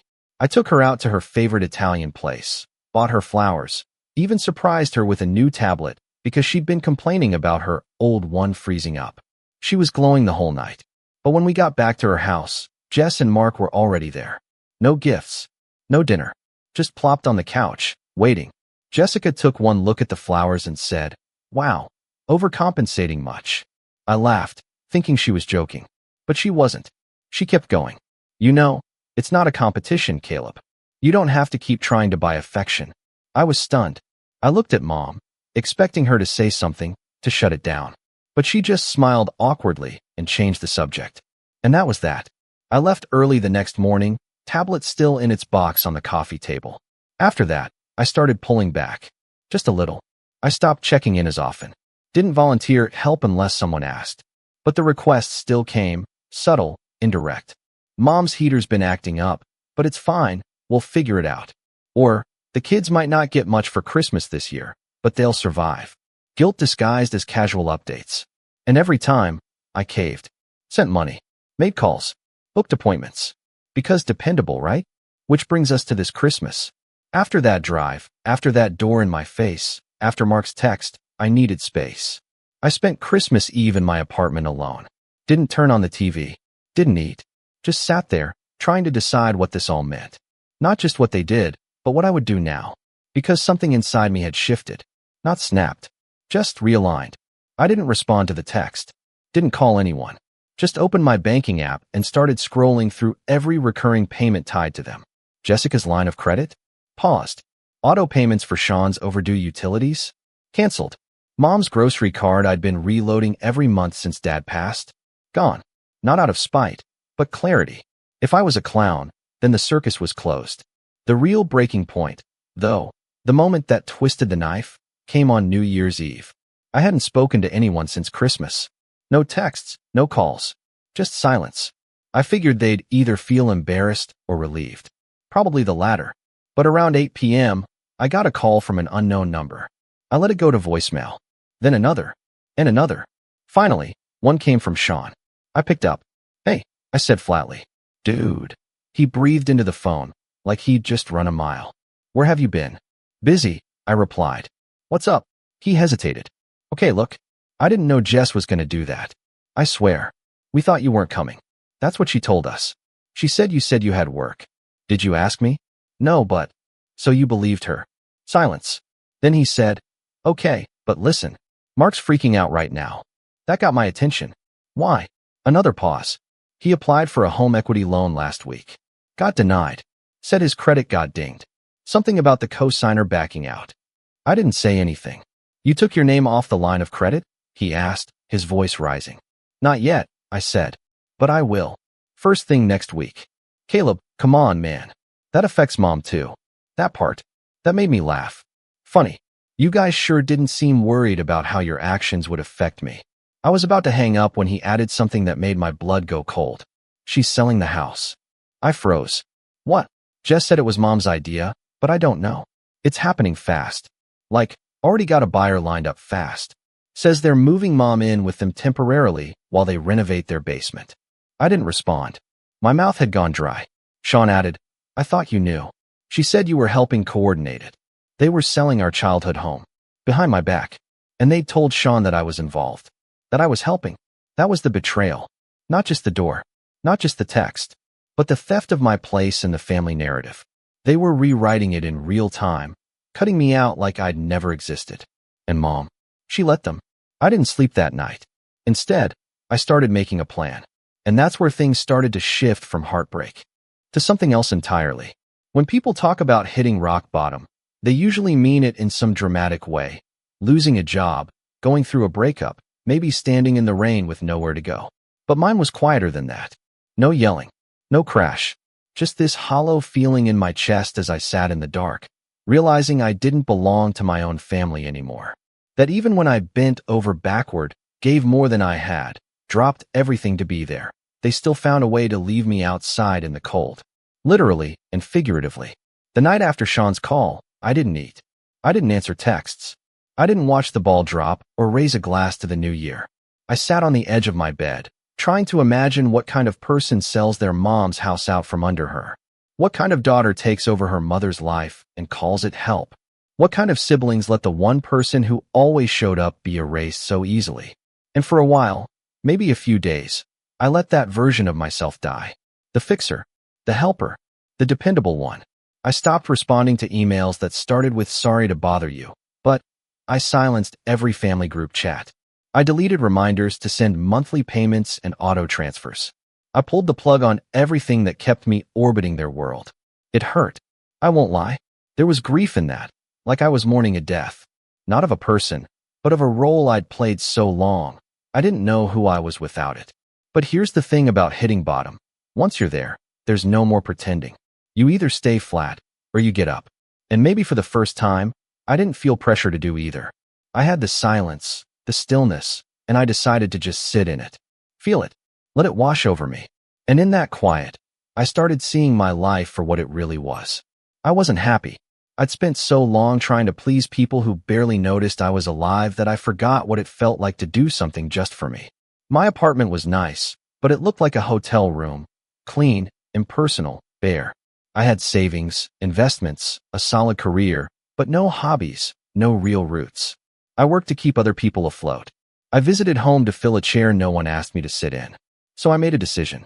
No more giving without boundaries. No more apologizing for not being what they expected. And definitely no more trying to earn a seat at a table I helped build. The first step was small, almost stupid.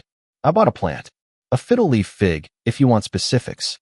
I read somewhere that they're hard to keep alive, but something about that appealed to me. I wanted to prove I could take care of something that wasn't a crisis. That didn't drain me. That just existed and grew and asked for light and water and nothing else. Next, I took a week off work. I told my clients I was going offline, booked a cabin 2 hours north, and left my phone off for 5 days. No texts, no emails, just quiet. I brought books I never had time to read, cooked for myself, even went on hikes despite the snow. And it wasn't some instant epiphany, just slow, steady breathing room. Time to think without someone else's voice in my head. When I got back, I started taking inventory, not just of my finances, but my life. I looked at my apartment and asked, what actually belongs to me? Most of it didn't. I sold furniture I didn't love, canceled subscriptions I didn't use, reorganized my schedule around things that gave me energy, not drained it. I even started going to the gym again, something I hadn't done since my 20s. At first it felt forced, but then it turned into a habit, and the habit turned into therapy. Funny thing, when you stop pouring everything into people who don't value it, you realize how much you have left to give yourself. Work picked up again in February.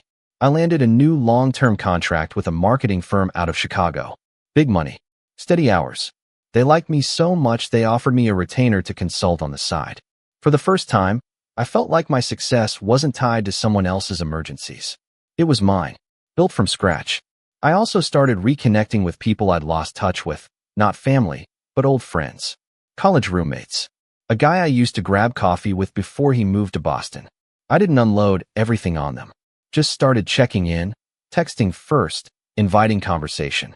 And slowly, a new circle began to form. One that felt lighter, less transactional. I'd love to say this fixed everything inside me, but that would be a lie. There were still bad nights.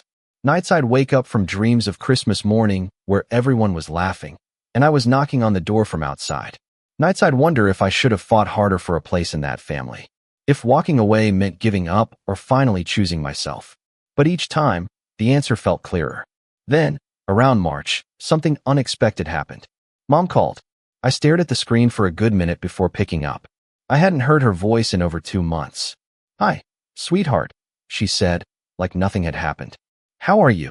I paused. "I'm okay. Just working a lot." "You?"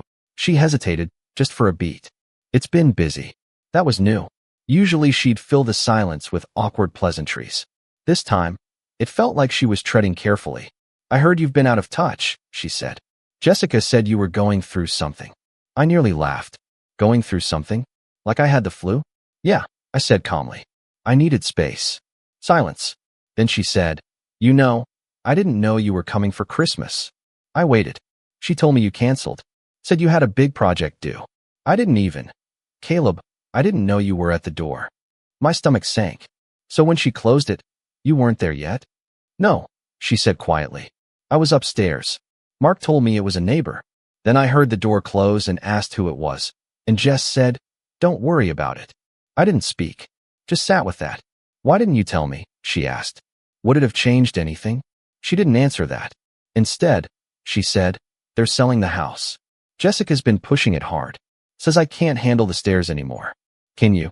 I get winded, sure, she said. But I'm not dying. And I never said I wanted to move. Then why are you? Another silence. Then, because I don't know how to stop her. She makes everything sound so reasonable. So helpful. She's not helping. I said, more firmly than I meant to. She's taking. I know, Mom whispered.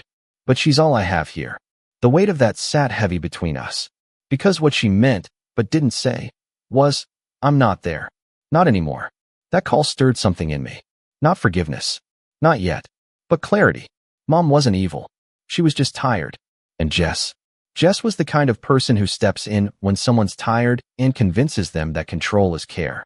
That manipulation is love. And I knew then, I had to do something. Not to win them back. Not to be the hero. But because there were lines that shouldn't be crossed. And Jess had crossed every single one. I began digging. Into the house. The deed. The financing. Turns out, Mom's name was still on everything. But Jess had filed paperwork for power of attorney 3 months earlier. I checked public records. The buyer's name? A company. When I traced back to Mark, they were selling Mom's house to themselves. That wasn't just shady. That was theft. And suddenly, my quiet little life of plants and gym sessions and self-reflection, it had a new mission. But before I acted, I needed to be sure. I needed to see it for myself. So I drove down. For hours, just like before. No storm this time. Just clear roads and a clearer head. I parked 2 houses down. Walked the street. Looked at the house I grew up in. Now with a for sale sign out front and an under contract sticker slapped across it. I didn't knock this time. Just pressed the bell and waited. The door swung open, and there she was, Jessica, wearing one of those smug, I already know I'm in control smiles. Her arms were crossed like she'd been rehearsing this moment in the mirror. Behind her, I could hear the dull clatter of dishes and faint laughter. Family gathering, probably. No one had mentioned it to me. Didn't expect to see you, she said with a tilt of her head. You must be lost again. I didn't answer. I just gave her a look she wasn't used to. Calm, focused, detached. I need to talk to Mom, I said. She's resting. Jess replied too quickly. It's been a stressful few weeks. I'm sure. I'll wait. She hesitated, probably sensing that whatever version of Caleb she used to steamroll wasn't the one standing in front of her now. She opened the door wider, clearly not wanting a scene on the porch. Mom was in the living room, curled up on the couch with a blanket over her knees. She looked older, more fragile than I remembered. Her eyes flicked up when she saw me and widened with something like guilt. But she didn't tell me to leave. Hi, sweetheart, she said, voice thin. I wasn't expecting. I held up a hand gently. Don't worry. I won't stay long. Jess hovered behind me like a bouncer guarding a nightclub. I need to ask you something, I said, keeping my tone soft. Did you want to sell the house? She hesitated. Jess said it's what's best, she finally muttered. And I suppose the basement setup will be easier. Fewer stairs. But did you want to? I pressed. Her lip trembled slightly. No, not really. That was all I needed to hear. I turned back to Jess. Power of attorney. You filed it in October. Her expression froze. You never told Mom, I said. You had her sign something without explaining what it meant. I didn't, she started, but I cut her off. You listed the house under an LLC. Mark's name is on it. You're selling it to yourselves. Her mouth opened, closed, then opened again. You don't understand how any of this works. Oh, I do, I said evenly. I also know it's fraud. Elder abuse, if someone wanted to get legal about it. Caleb, Mom whispered, sitting up straighter, alarmed. Jess scoffed. That's rich. Coming from someone who ghosted the family and suddenly thinks he's a white knight. You mean after you cracked the door in my face? I replied. After Mark called me a clown for showing up? After you lied to Mom about me helping sell the only place that's ever felt like home? I took a breath. Steady. Controlled. I'm not here to beg, I said. I'm here to undo the damage. That night, I drove back home with a fire lit under me. The fog was gone. Every step forward was now part of a plan. And the thing is, I had more tools than Jess realized. First, I dug through my old email archives and found Dad's original estate documents. When he passed, most of the property ownership had transferred to Mom, but there were clauses about how major financial decisions involving the home had to be co-signed if Mom was of questionable mental clarity, a clause Jess clearly tried to exploit with her power of attorney stunt. I contacted a lawyer I'd worked with on a freelance contract 2 years prior. Her name was Lillian, and she specialized in estate protection and elder law. I told her everything, laid out the deception, the rushed POA, the shell company, the sale, all of it. She listened quietly and then asked, "Do you have proof of any of this?" "I've got signed documents, property listings, voice recordings, and emails. I'm still working on the power of attorney signature comparison, but it looked forged to me." She exhaled. "That's more than enough to start with." Over the next few weeks, Lillian helped me build a case. We filed a petition for a temporary injunction to freeze the sale, citing fraud and coercion. Since I wasn't a direct heir to the deed but was financially entangled with the family, thanks to co-signed debts and payments, I had legal standing to contest the sale's legitimacy, especially if Mom testified that she hadn't knowingly agreed. That part worried me. I didn't want to drag her into a legal storm. But when I called her one afternoon and explained what Jess and Mark were doing, her voice cracked. "I didn't want to believe it," she whispered, "but I felt something was wrong." "Will you testify?" I asked. A pause. "Yes," she said quietly. "It's time." Meanwhile, I played nice. I sent a group text to the family chat, pretending like nothing had happened. Just a "Hey, I've been swamped with work. Hope everyone's doing well." Sean responded first. Casual, "Bro, why?" like always. Jessica said nothing. Mark replied with a thumbs-up emoji. I needed them comfortable, unaware. Next, I visited Sean's place under the pretense of checking in. We drank a couple beers, watched a game. I played the part of the apologetic brother, just trying to make things right. Then I steered the conversation. "So what's going on with Mom's house?" He groaned. "Jess is still pushing it. Mark's trying to get the closing fast-tracked." "She ever show you the documents?" "Nah. I figured she had it handled." "Think she got Mom's signature on everything legit?" Sean blinked. "Wait, you think she faked it?" I shrugged. "I think it's weird no one else saw it. I mean, wouldn't Mom want you to know she was moving?" That planted the seed. A week later, Sean called me back in a panic. "Dude," he said, "I asked Jess about the documents." She flipped out, said I was accusing her, told me to stop asking questions. "Interesting," I said. "She's hiding something, isn't she?" "Let's just say," I replied, "you might want to keep your hands clean. If this thing blows up, anyone who knew and didn't report it could get dragged in." He cursed under his breath. Now, Sean may not have been the sharpest tool in the shed, but he wasn't stupid. He started backing away, stopped answering Jess's calls. I didn't need him to pick sides. I just needed him not to protect her. The legal gears turned slowly, but surely. Lillian filed the paperwork. We requested an emergency hearing. Mark and Jess weren't served yet. That was coming soon, but the listing was flagged as under investigation. We bought ourselves time. The next part was risky, but it was the perfect bait. I scheduled a family meeting at Mom's house. Told everyone it was about clearing the air. Jess hesitated, but Mark agreed to come. I think he assumed it was going to be some awkward intervention. Maybe a chance to gaslight me again in front of Mom. They didn't know I'd installed a nanny cam in the living room. Didn't know my lawyer would be watching remotely. Didn't know I was about to hand them the rope. The morning of the meeting, I arrived early. Helped Mom tidy up. She looked nervous, but resolute. She wasn't going to let herself be pushed around anymore. "They won't see it coming," I told her. When Jess and Mark arrived, Mark walked in like he owned the place. Jess barely acknowledged me. "So," she said, settling on the armrest. "You wanted to talk?" "I wanted to give you a chance," I said calmly. "To tell the truth." Mark laughed. "Truth about what, exactly?" "About the sale," I replied. "About how you tried to transfer ownership of the house using a shell LLC in your name. About how you got Mom to sign documents she didn't read." Jess's face flushed. "That's ridiculous." "Is it?" "Because I've seen the paperwork. And I've had a handwriting expert review the signature. It doesn't match Mom's." She opened her mouth, but I raised a finger. "You lied to Sean. You lied to Mom. And now, I've got a court date scheduled." Mark leaned forward, suddenly serious. You think this is going to play out the way you want? I tilted my head. I don't need it to play out. I just need it to surface. They looked at each other. And that's when it happened. Jess snapped. I did what I had to do, she hissed. She was drowning here. Alone. This place is falling apart. She needed someone to take over. She needed help.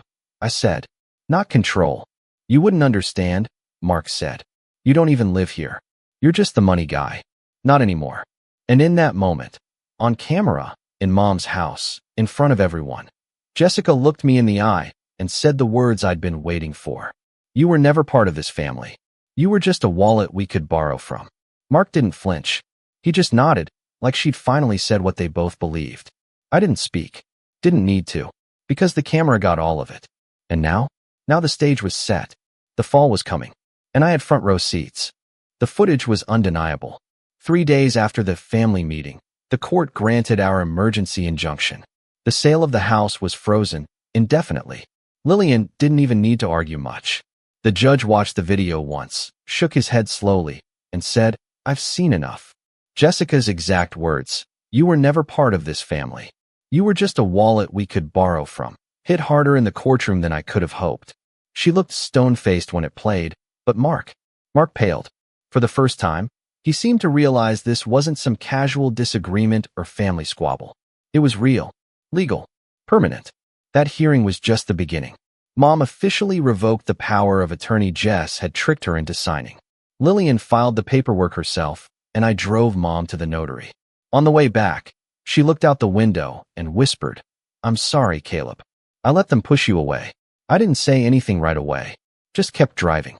Eventually, I said, I let them do it too. And that was the last time we talked about it. No blame. No therapy session breakdown. Just mutual acknowledgement. And for me, that was enough. The next part of the plan was slow and deliberate.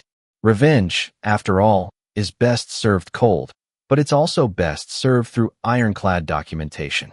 With Lillian's help, we initiated a civil case for financial misconduct and elder exploitation.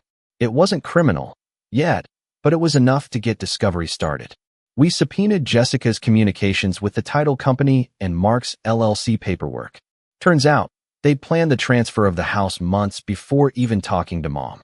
They'd even budgeted for renovation costs and listed projected rental income in the flip. They were going to flip our childhood home, rent it out, like it was a property in a spreadsheet instead of the living room we spent Christmases in, the kitchen where Dad taught me how to fix a leaky faucet, the hallway where Mom kept the growth chart pencil marks for all three of us. That's when the anger returned, but not the blind kind. The focused kind. Cold. Surgical. Once we had the documents, we sent them to the bank that held the mortgage on Mark and Jessica's house. I crafted a detailed letter, explaining their attempt to purchase another home under an LLC while committing financial fraud on a separate property. Included attachments, screenshots, and the court injunction. Banks take fraud seriously, especially when it threatens their investment. The result? Their pending refinance was immediately denied. Next, I contacted the HOA where Jess and Mark lived. Turns out, they were already on thin ice for not maintaining their lawn and ignoring repeated notices about a half-built shed in their backyard. I emailed the HOA board, very politely, and provided evidence of Jessica and Mark's shell company being used in a questionable real estate transaction. I didn't demand anything, just suggested it may be in their interest to look into it before someone got hurt, or before the story went public.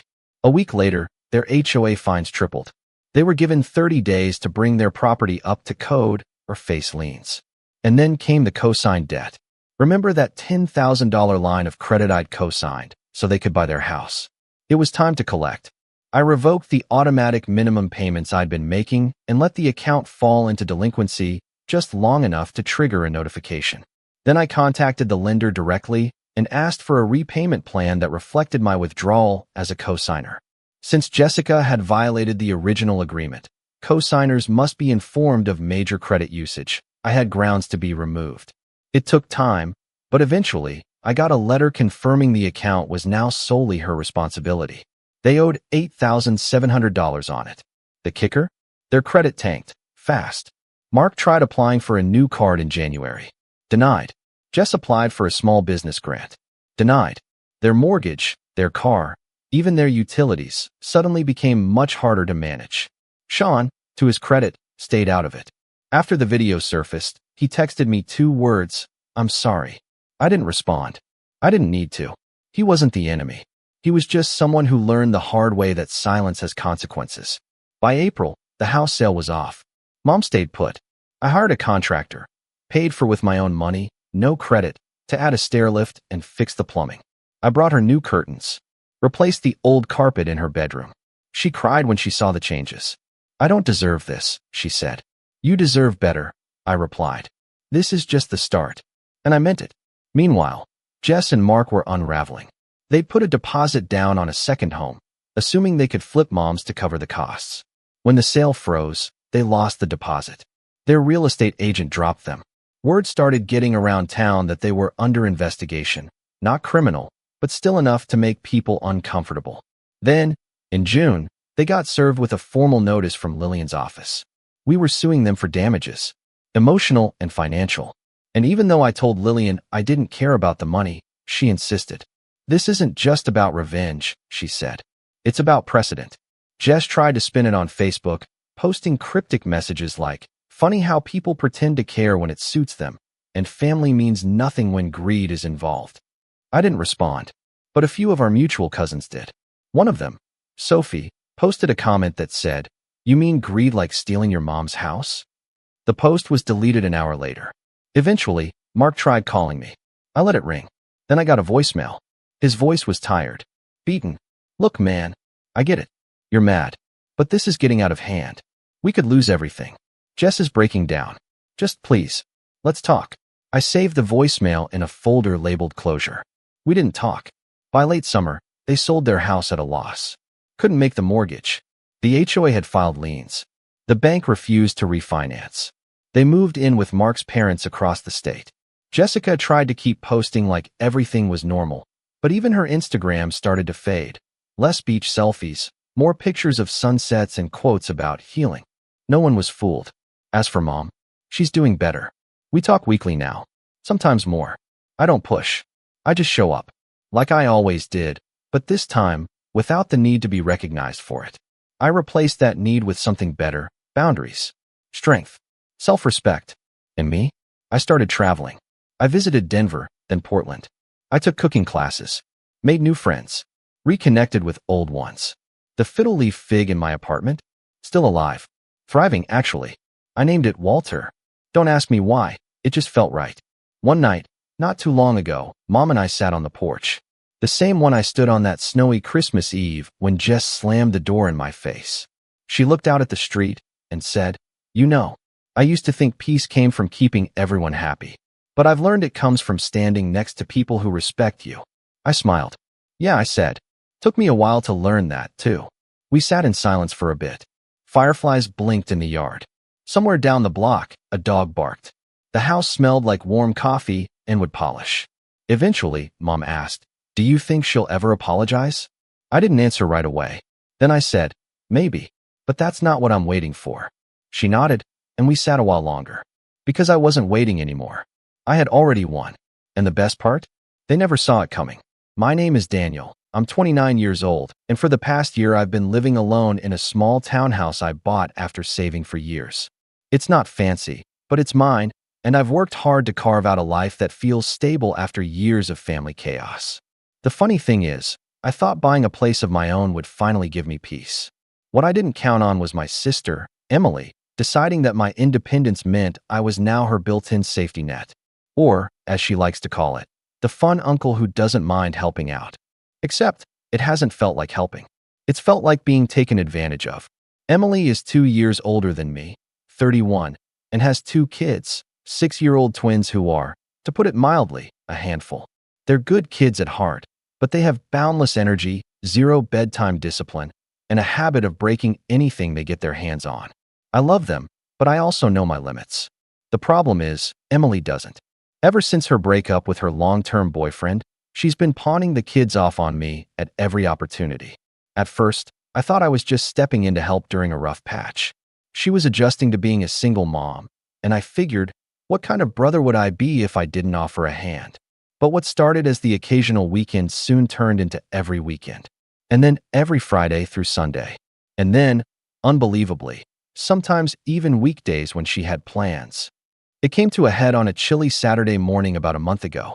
I had just settled into my couch, coffee in hand, looking forward to a day of quiet when my doorbell rang.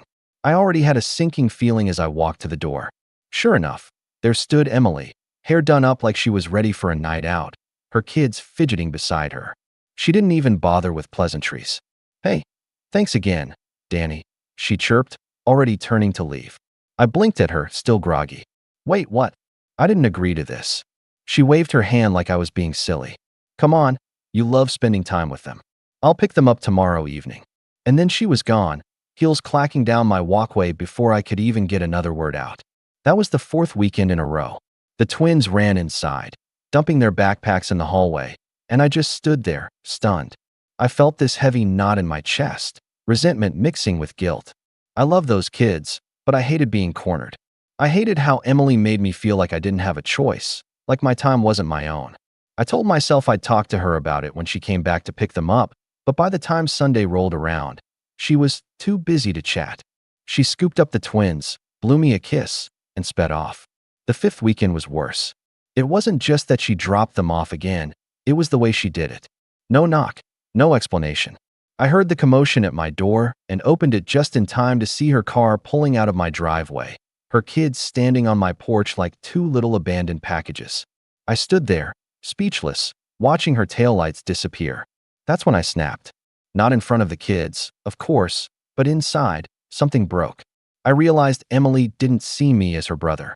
She saw me as free childcare.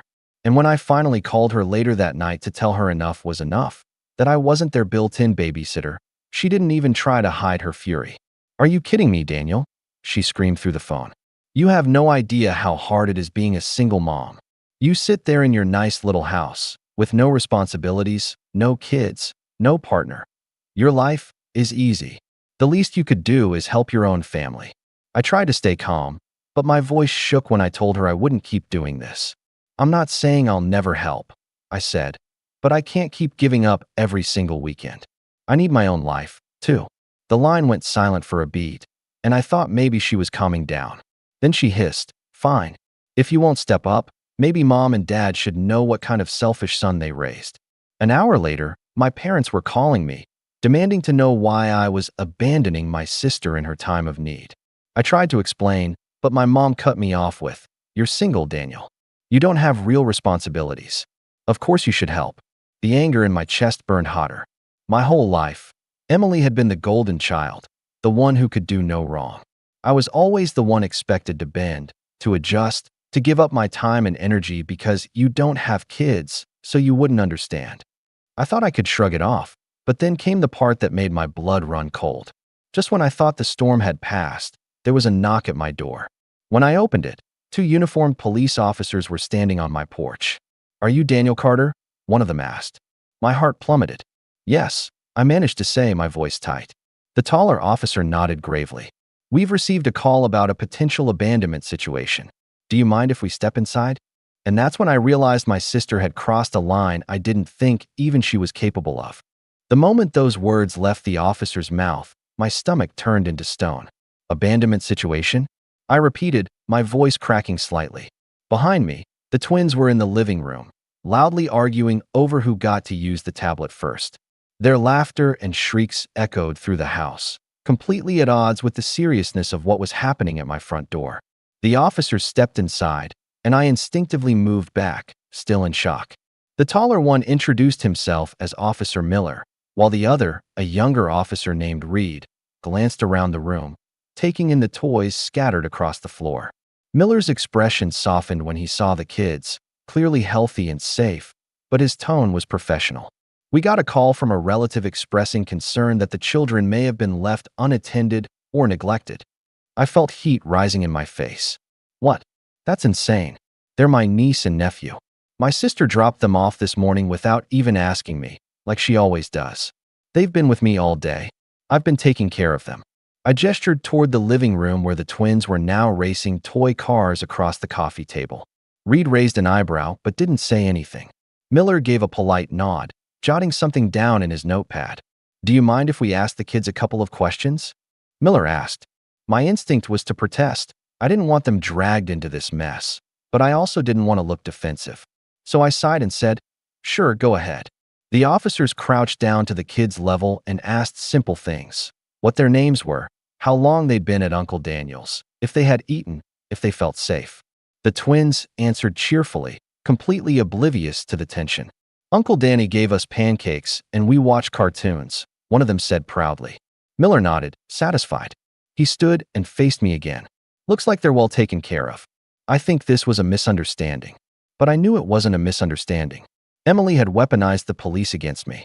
After the officers left, assuring me that no further action would be taken, I sat at the kitchen table, my hands trembling. I wanted to scream. I wanted to throw something. Instead, I called Emily. She picked up on the second ring, her voice dripping with fake innocence. "Oh, the cops came? Well, good.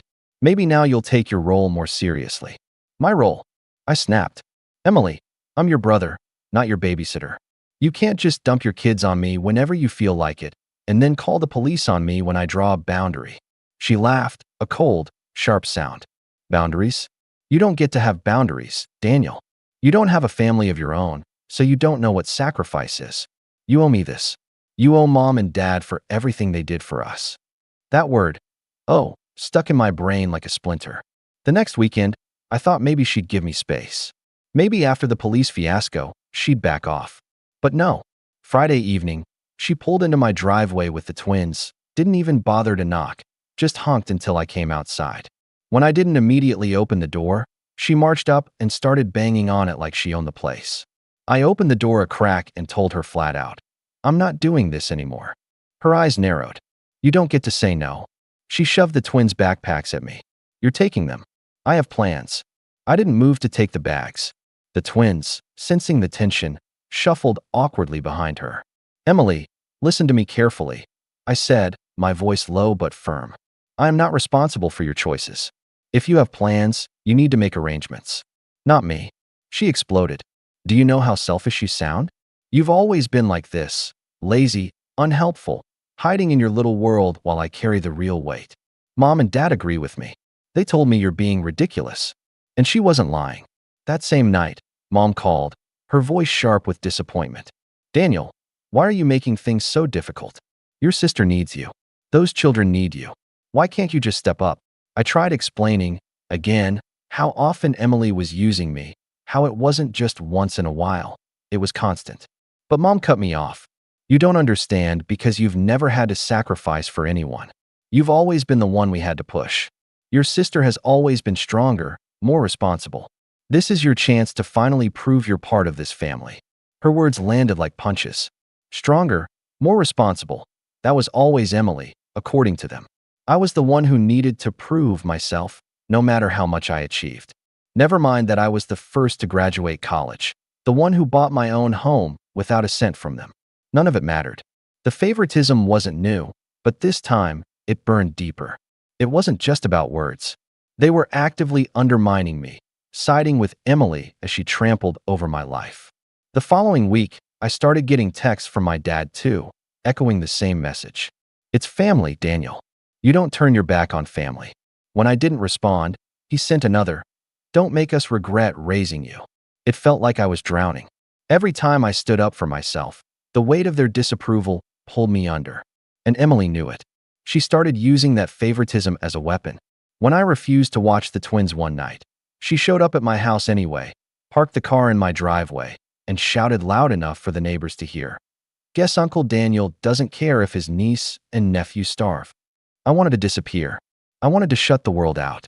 But more than anything, I felt the first flicker of something else, something sharp, cold, and focused. I was done being their doormat. And that was the moment when the idea of turning the tables on all of them first began to form in my mind. The breaking point came 2 weeks later, on what was supposed to be an ordinary Thursday. I had just come home from work, exhausted, looking forward to reheating leftovers and zoning out on the couch. The house was quiet, just how I liked it. But as I walked up to my front door, I froze.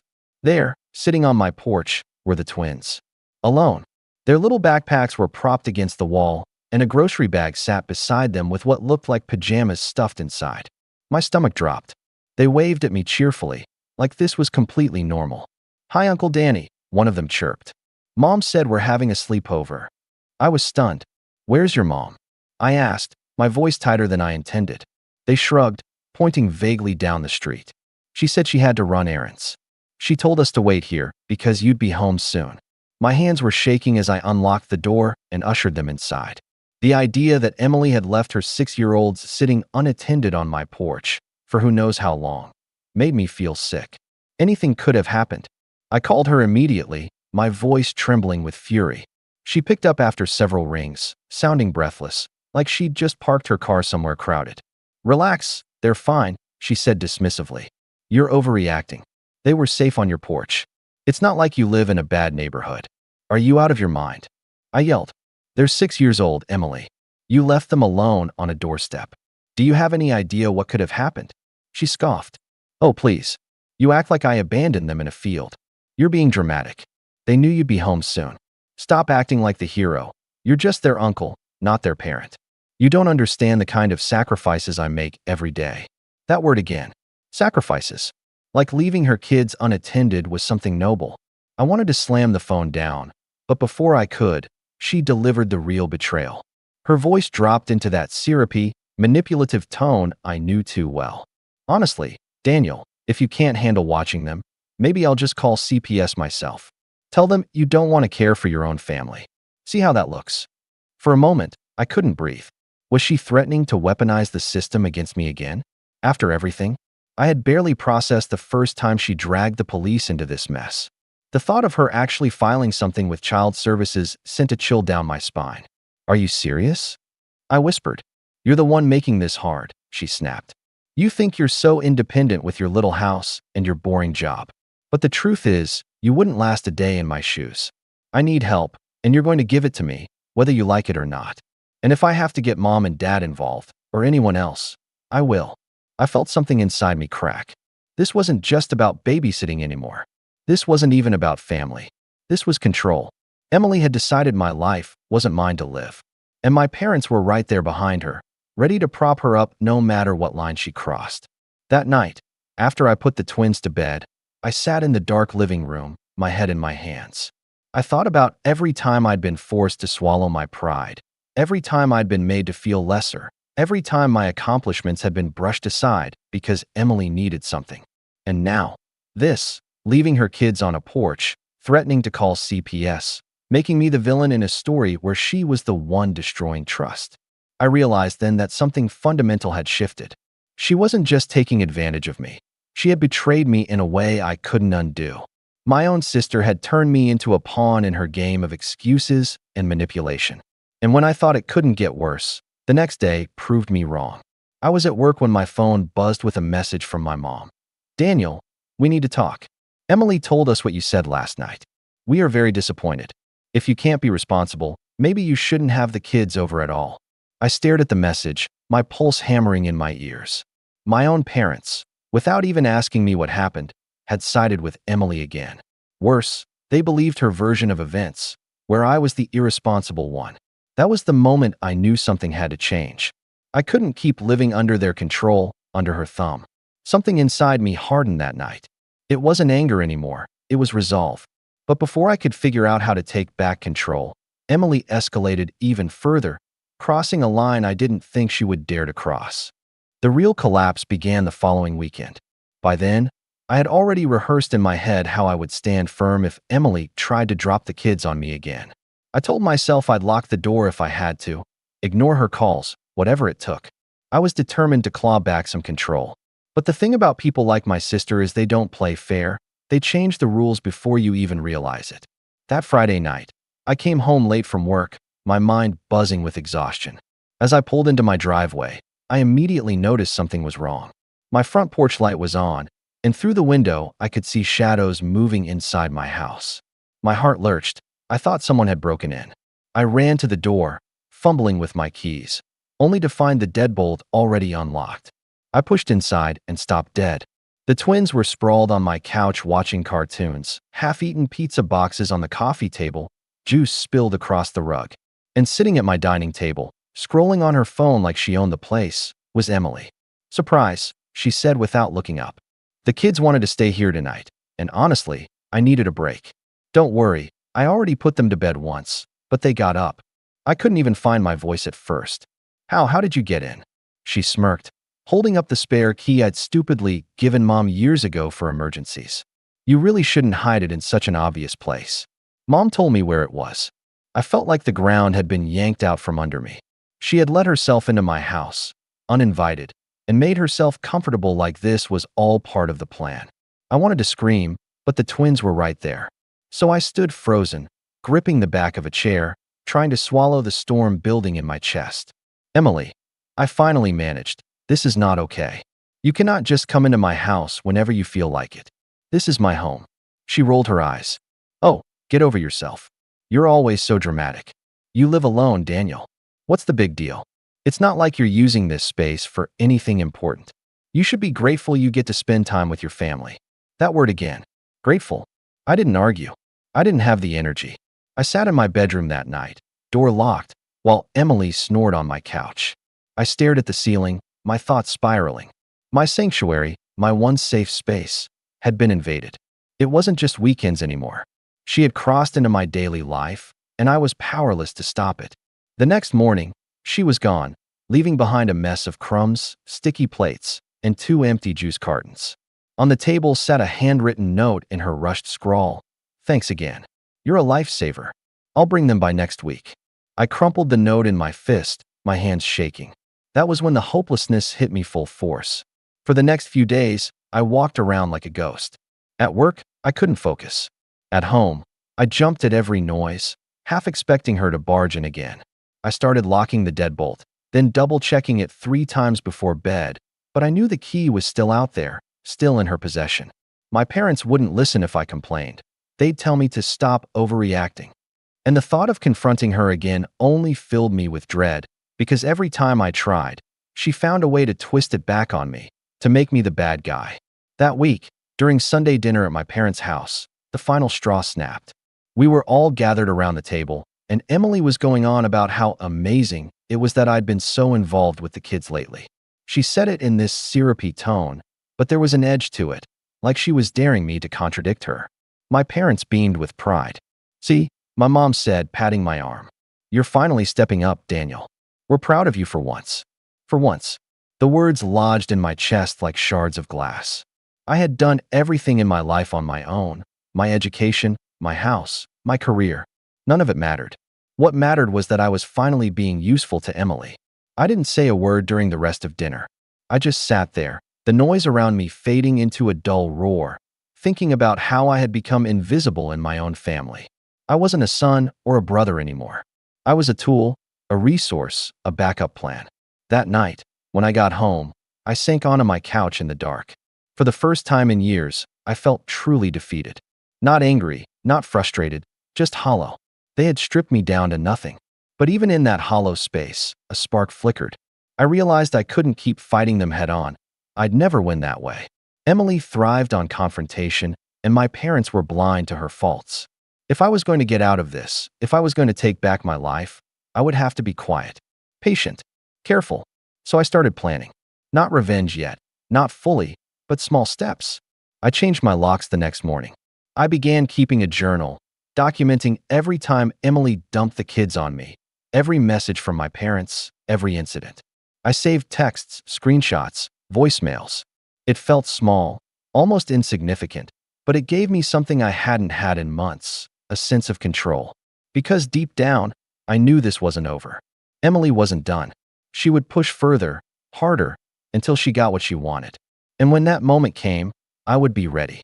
The weeks that followed felt like breathing after being held underwater for too long. Changing the locks gave me a sense of peace I hadn't realized I was craving.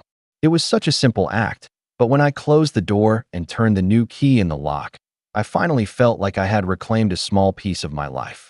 That night, I slept without waking up every hour to check if Emily had barged in again. With that first step, the others came more naturally.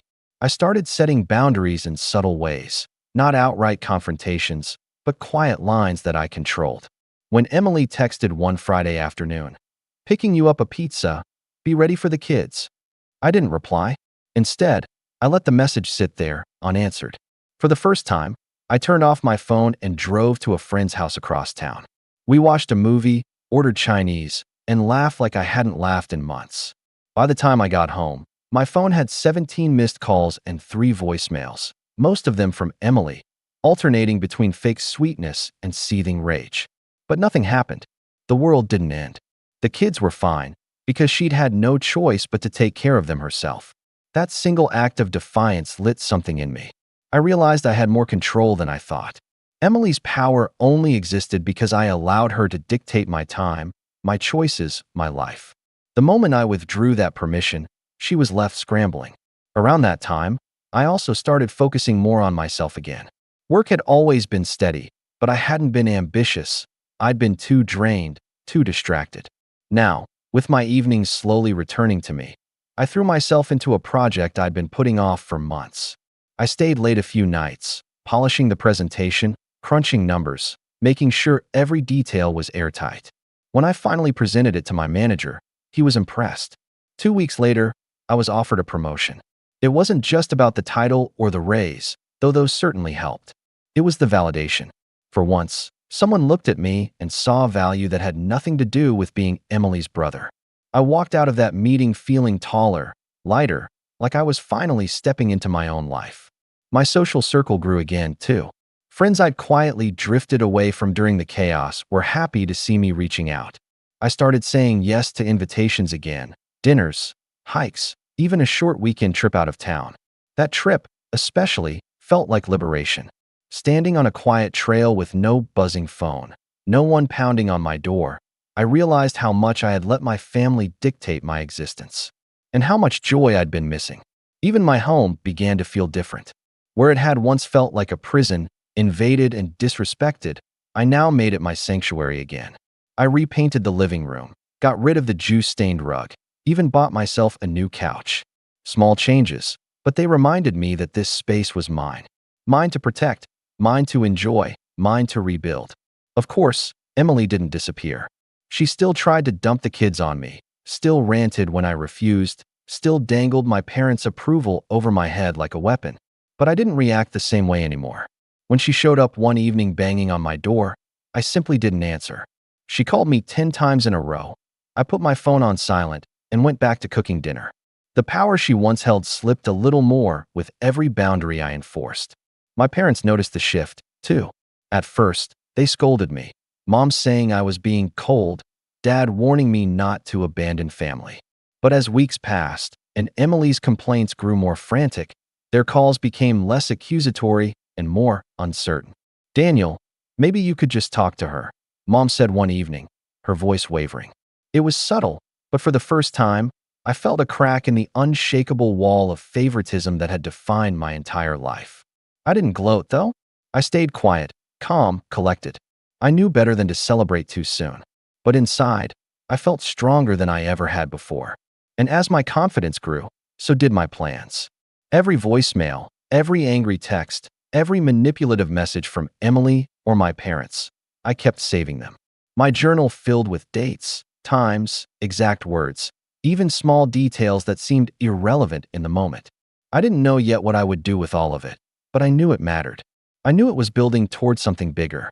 Because while my life was finally improving, I could feel the tension simmering just beneath the surface. Emily wasn't used to losing control, and people like her don't go down quietly. I could sense it, the storm she was building. The only question was how far she would go to try to break me again. It happened almost by accident. I wasn't looking for leverage. I was just trying to reclaim pieces of my life. But sometimes when you step back, the truth has a way of surfacing in places you never expected. One evening after work, I stopped at a small cafe near my office. It had become my little ritual lately, a way to mark the end of the day before heading home. I was sipping coffee and scrolling through emails when I overheard 2 women at the table behind me talking about child custody cases. Normally, I would have tuned it out, but one of them mentioned documentation, how texts, call logs, and patterns of neglect were often the strongest evidence in court. Something clicked in my head. My journal, my screenshots, all the proof I'd been gathering. Up until then, I had been documenting everything almost as therapy, a way to reassure myself that I wasn't imagining things. But suddenly I realized I wasn't just venting on paper. I was building a record that could be used if it came to that. That night, I dug deeper. I spent hours researching custody, neglect, abandonment. I read stories of parents who had lost rights because they repeatedly left their kids with others, because they prioritized their personal lives over their children's safety. And with every line I read, my chest tightened. Emily wasn't just irresponsible. What she was doing was dangerous. Leaving her kids on my porch, using me as free childcare, even threatening CPS as a weapon. If anyone was creating a case for themselves, it was her. For the first time, I realized I wasn't powerless. If I wanted to, I could walk into a lawyer's office tomorrow and hand over a mountain of evidence showing exactly who Emily was and what she had been doing. The thought scared me at first. These were my niece and nephew. We're talking about their mother. I didn't want to hurt them, didn't want to drag them through something ugly. But as I sat there, staring at the stack of notes and screenshots spread across my desk, another feeling began to push its way through the fear, resolve. Because as much as I loved those kids, I knew Emily wasn't protecting them. She was using them. And if she kept spiraling, it was only a matter of time before they ended up in real danger. Meanwhile, things at work were blossoming. The promotion came with new responsibilities, and I rose to the challenge. I started traveling for meetings, networking with people I never would have met before. One night, over dinner with a colleague who used to work in family law, I casually mentioned a friend dealing with a difficult sibling. He didn't pry, but the advice he gave me stuck. The person with the most consistent record usually wins. Emotions can be spun in court. Facts can't. I filed that away. At the same time, Emily's behavior was unraveling. The less I engaged, the more desperate she became. Her texts shifted from demands to guilt trips to outright threats. One read, "If you don't start pulling your weight, don't be surprised if mom and dad cut you out completely." Another, "I swear, Daniel, I'll make sure everyone knows how heartless you are. You'll regret this." I saved them all. The funny thing was, my parents were starting to notice her instability too, even if they wouldn't admit it outright. When Emily stormed out of Sunday dinner after I calmly refused to take the twins for the week, Mom sighed and said under her breath, "She's been stressed lately." It was the first time I'd ever heard even the faintest crack in their unwavering support of her. And I realized something else. Emily had grown so used to being the golden child that she never thought she'd have to answer for her actions. She believed her word was enough, that mom and dad would back her forever, that I would fold no matter what. But I had been patient, careful, deliberate. I was no longer the brother she could push around. I had a good job now, a solid home, a growing support network of friends. I wasn't the scared little sibling standing alone against her favoritism. I was stable. I was respected. And I had proof, months worth of it, ready to be used if she tried to drag me down again. That's when I made a quiet decision. I wasn't going to confront Emily outright anymore. I wasn't going to beg my parents to understand. Instead, I would let her dig her own hole. I would stay calm, keep records, and position myself exactly where I needed to be. Because eventually, she was going to go too far. I could feel it building. And when she did, when she crossed that last line, I would be ready, not just to defend myself, but to make sure she could never use me, or her kids, as pawns again. The setup was complete. All I had to do was wait for her to make the fatal mistake. It came on a Saturday night, the kind where you can sense trouble before it even arrives.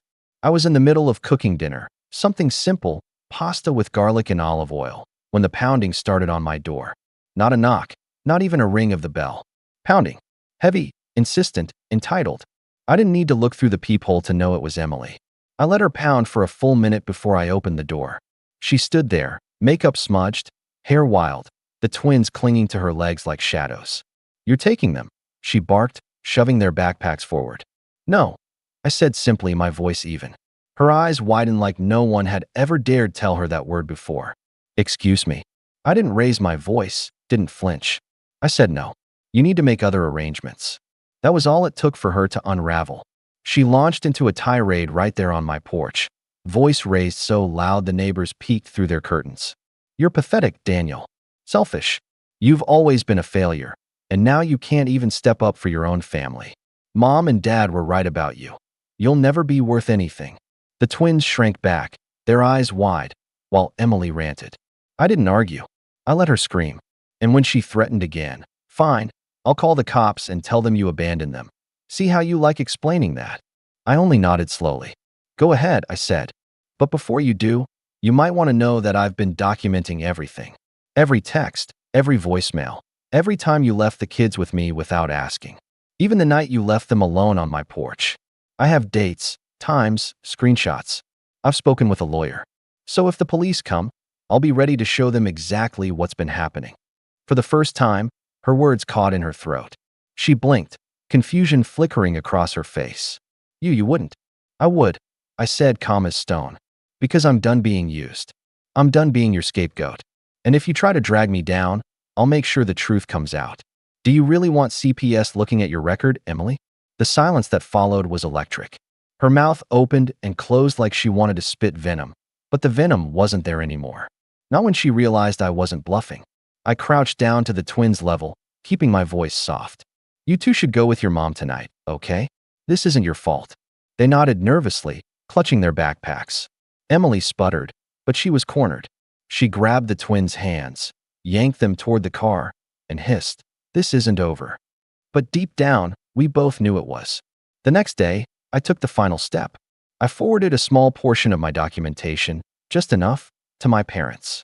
A few screenshots of Emily's threats, a photo of the twins left alone on my porch, a voicemail where she screamed about dumping them on me, whether I liked it or not. For once, they didn't call to scold me. Instead, Mom's voice on the phone was quiet, almost trembling. "Daniel, we didn't know it was that bad." I didn't rub it in. I didn't need to. I just said, "Now you do." From that moment on, the calls from Emily slowed. The surprise drop-offs stopped. The tone shifted. She wasn't bold anymore. She was cautious, careful, as if afraid I might unleash everything I had. And in a way, that was the sweetest revenge of all. Not yelling, not fighting, not stooping to her level. Just standing my ground with the truth in hand, and letting her realize she could no longer control me. For the first time in my life, I wasn't the family doormat. I was the one holding the line. But the fallout, the way my parents reacted once the full truth came crashing down, and the way Emily scrambled when she realized the golden child pedestal was finally cracking, that was a storm of its own. The fallout didn't come all at once. It trickled in slowly, like cracks spreading across glass until the whole pane shatters. The first real sign came the following weekend, when my parents invited me over for dinner. I almost didn't go. I expected another ambush, another round of guilt tripping. But curiosity got the better of me, so I went. When I arrived, the mood was different. The table was quieter than usual, the air heavy. Emily wasn't there. Over roast chicken and potatoes, my dad finally cleared his throat. "Your sister's upset," he said carefully. "She says you've been difficult. But after seeing those messages, well," he glanced at Mom, who nodded faintly. "We think maybe we've been too hard on you." It wasn't an apology, not really. But it was the closest thing I'd ever heard from them. I didn't argue, didn't gloat. I just said, "I needed you to see the truth."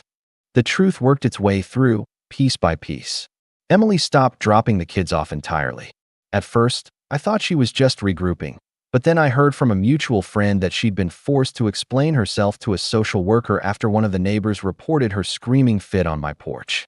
Apparently, someone had recorded it on their phone, kids crying in the background, and sent it in. Combined with the evidence I'd gathered, it was enough to put her on notice. She called me once after that, her voice small, stripped of its usual fire. "You didn't have to go that far," she whispered. I answered calmly, "You left me no choice." Then I hung up. The golden child pedestal she'd stood on for 30 years had finally crumbled. My parents no longer treated her word as gospel. They started checking on me directly instead of running through her. At family gatherings, I noticed the subtle shift. When she spoke, fewer people nodded automatically. When I spoke, people listened. The balance had changed. As for me, I kept living my life.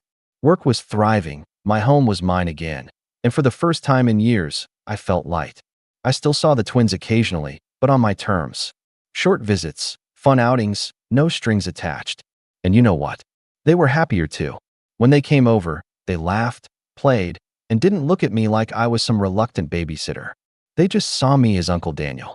Months later, at a family barbecue, I stood in the yard watching Emily sulk at a picnic table, glaring at me while Mom refilled my plate. The old me would have felt guilty, would have tried to smooth things over. But not anymore, because I had finally learned the truth. Family isn't about being used, manipulated, or sacrificed on someone else's altar. Family is about respect, and when they don't give it, you have every right to take your life back. As the sun dipped low and laughter carried across the yard, I caught Emily's eye one last time. She opened her mouth like she wanted to start another fight, but then she saw the look on my face, the calm, unshakable resolve, and she went quiet. For the first time in my life, I wasn't the one silenced. I turned away, smiling, and thought to myself, I didn't just win. I finally got free.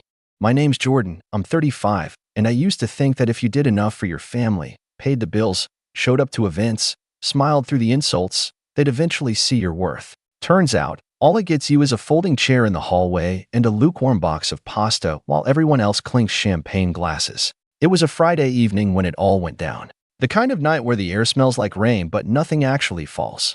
My sister, Lisa, had sent out a family-wide invite a week earlier. Dinner to celebrate Michael's promotion, it read, with emojis of confetti and champagne. Michael, her golden child. My nephew who once got suspended for sneaking vodka into biology class but somehow still walks on water in Lisa's eyes. He'd landed a job at some startup, nothing groundbreaking, but Lisa acted like he'd discovered gravity. I wasn't going to go at first. I just pulled a double shift at the clinic. I hadn't even showered, and frankly, the idea of another dinner where I sat silently while they laughed about inside jokes I was never part of didn't exactly thrill me. But then I thought, maybe this time will be different. I should have known better. I showed up in slacks and a blazer, hair combed, teeth brushed, with a gift in hand, nothing flashy, just a nice leather-bound notebook and a sleek pen. Something to mark the start of Michael's new chapter. I walked into the restaurant, one of those overpriced places where water comes in glass bottles and they charge extra for bread, and immediately, I knew. The way Lisa looked at me, like she'd stepped on something sticky. "Oh, you came?" she said, eyebrows raised. "You invited me," I replied, trying to keep my tone neutral. "Right, yeah, I just wasn't sure you'd actually." Anyway, she waved her hand like she was swatting away a fly. We're all set up inside. I followed her through the dining room, passing round tables decked with candles and white linen. We stopped in front of a long table already full. My parents, cousins, aunts, uncles, all crammed in, laughing and sipping. There was one empty seat at the end. My stomach unclenched for a second. Then Lisa turned and said, "Oh, that's for Grandpa. He's just in the restroom." She handed me a brown paper bag with grease spots already blooming through the sides. "We didn't think you'd want to stay the whole time, so I asked them to box up something early. Pasta primavera vegetarian, right?" I just stared at her. She actually had the nerve to hand me takeout. In front of everyone. "I figured you'd be more comfortable in the hall," she added, pointing toward the side corridor that led to the restrooms and staff area. "You hate crowds." That part was true. I do hate crowds, especially when they're full of people who only remember you exist when they need something fixed or funded. I didn't say a word, just took the box, nodded like a fool, and backed away while the laughter picked up again. I found a bench outside the hallway bathrooms, tucked behind a fake potted plant and a fire extinguisher. It smelled faintly of bleach and something burnt. I peeled back the lid. It was already cold. As I picked at it, I thought about the last few years. How I'd covered Lisa's utility bills more times than I could count. How I co-signed the loan for my parents' new car. How I lent Michael money for a deposit on his first apartment. No one had paid me back, and I never asked. I always figured, it's family. They'd do the same for me. But deep down, I knew that wasn't true. They wouldn't. Half an hour passed. I checked my phone. No texts. No missed calls. No one asked if I was okay. The restaurant staff walked by a few times, giving me sympathetic looks. One even asked if I was lost. I almost laughed. Then, around the hour mark, I heard the clinking of glasses. The toast. Lisa's voice rang out like nails on a chalkboard. "To Michael, our star. You make this family proud." There was cheering, applause. Someone banged on the table. I closed my container and tossed it in the trash next to the bathroom. My appetite was gone. I was just about to leave when a waiter approached me, a sleek-looking guy with slicked-back hair and a silver pin tucked behind his ear. He smiled politely, then glanced at his little notepad. "Excuse me, sir. Are you Jordan?" I blinked. "Yeah. There's a discrepancy on the check. The bill's already split, but your portion is the remaining balance, $2,900. I almost laughed. You got the wrong guy. He tilted his head, a little confused. This is the name I was given. Lisa said you'd take care of it. I stared at him for a long moment. His smile faltered. He looked nervous now, probably wondering if I was about to blow up. But I didn't yell. I didn't cause a scene. I just stood up slowly, dusted the crumbs from my lap, and gave him the calmest smile I could muster. I don't pay for strangers, I said. You should ask the people at the table. Then I walked past him, to the dining room, straight toward the door. And that's when I heard it, Lisa's sharp voice rising over the low music and murmurs of conversation. Wait, what do you mean he said no? He's family. He always pays. I kept walking. The last thing I saw before I pushed open the door was Michael looking up from his phone, puzzled. Then Lisa scrambling to get out of her seat, panic starting to creep across her face. I didn't look back. The moment I stepped out into the night air, something in me cracked loose, quietly, without fanfare, like a button snapping off an old coat you've worn too long. I didn't drive home right away. I sat in my car with the engine off, fingers resting on the steering wheel, staring out at nothing while my mind replayed every quiet insult I'd ever swallowed at that table. Every time they made a joke at my expense and called it love. Every time Lisa said I was too sensitive. Every birthday they skipped. Every dinner they made me pay for under the assumption that I owed it to them for being the one who made it out. I scrolled through my phone. No texts. No apologies. Just the quiet confirmation of everything I already knew. I wasn't family. Not in the way they defined it. I was the ATM with a pulse. The spare chair. The emergency contact they only remembered when rent was due. I went home, opened my laptop, and got to work. You see, what Lisa and the rest of them didn't know was just how much I'd been managing behind the scenes. Over the years, I'd gotten tired of them defaulting on everything. So I'd put my name on more than just their bills. Lisa's mortgage? In my name. Michael's car? Me. Even my parents' property taxes, set to auto-pay under an account they didn't have access to. I didn't do it out of control. I did it because I thought I was protecting them. Because I believed that one day, they'd appreciate it. That they'd look at me and say, "Thank you, Jordan. We see you. We're sorry." But they didn't. And that night, after being fed cold pasta and insulted with a bill the size of a mortgage payment, I realized I'd been playing landlord to a circus of entitlement. So I stopped. Quietly, methodically, without a single warning. First, I logged into Lisa's mortgage portal and canceled the auto-pay. I let the next due date sit there, untouched, with a red alert that would hit in about 12 days. I also scheduled a document delivery, the kind that makes you sign for it, letting her know that the house would officially revert to my ownership within 60 days if payment wasn't made. Because, and here's the kicker, she hadn't read the fine print on the contract I had her sign when I saved her from foreclosure 4 years ago. She thought I'd just helped out. Nah, I bought it. In full. Her name was only listed as a tenant. Legally, I was her landlord. Next, I pulled up the car loan for Michael. I'd made the down payment, covered the monthly notes for the last 16 months, and ensured he never saw a bill. He'd bragged online about buying it himself, started from the bottom, now I'm here. Or something equally cringeworthy. I stopped the payments. Scheduled a repossession. I even called ahead to make sure it happened early in the morning, when he'd be getting ready for work, thinking he was still hot stuff with his tech startup badge. Then I tackled the utilities for my parents' house. Gas, water, electricity, all on my name, all paid automatically. I stopped every one. It took 5 clicks. And just for good measure, I added a "do not restart without owner consent" note on each account. They'd have to call me to get them turned back on. Which, of course, I wasn't going to do. By the time I finished, it was nearly 3 a.m. My phone buzzed for the first time. Lisa texted, "Where did you go?" "The waiter said you left without paying. I had to put it on my card. You could have warned me." I didn't reply. 10 minutes later, she texted again, "This isn't funny. You know how tight things are right now. Mom said you'd cover it." Still, I said nothing. Then came Michael. "Hey man, can you spot me till Friday?" The card declined at the gas station. Weird. Then my mother, "Why are the lights off? Did you forget to pay again? Can you call the company? Your father is getting upset." By morning, I had 27 missed calls. By noon, 42. I silenced my phone, put on some music, took the day off work. I even went for a walk. For For the first time in years, I felt light. It took less than 2 days for the fallout to start. First, Lisa. She called during dinner hours, the time she knew I'd be free. When I didn't pick up, she left a voicemail. Her voice was tight, trying to sound calm, but there was a quiver in it. "Hey, Jordan. So, I got a letter from the mortgage office. Something about a notice of default. I'm sure it's just a mix-up, but, can you call me? Like soon." I saved the voicemail. Didn't respond. That weekend, Michael's Instagram story featured a cryptic photo of his driveway. Empty, with the caption, "People be fake AF." He posted a poll, "Ever been betrayed by someone close?" With 2 options, yup and always. I tapped yup. By Monday, my mother called my work. A receptionist passed me the phone and whispered, "It's your mom. She sounds desperate." I took the call in the break room. "Jordan," she said immediately. "Did something happen? We haven't heard from you." "I noticed," I said, stirring my coffee. "The utilities. Your father nearly fell down the stairs trying to find a flashlight."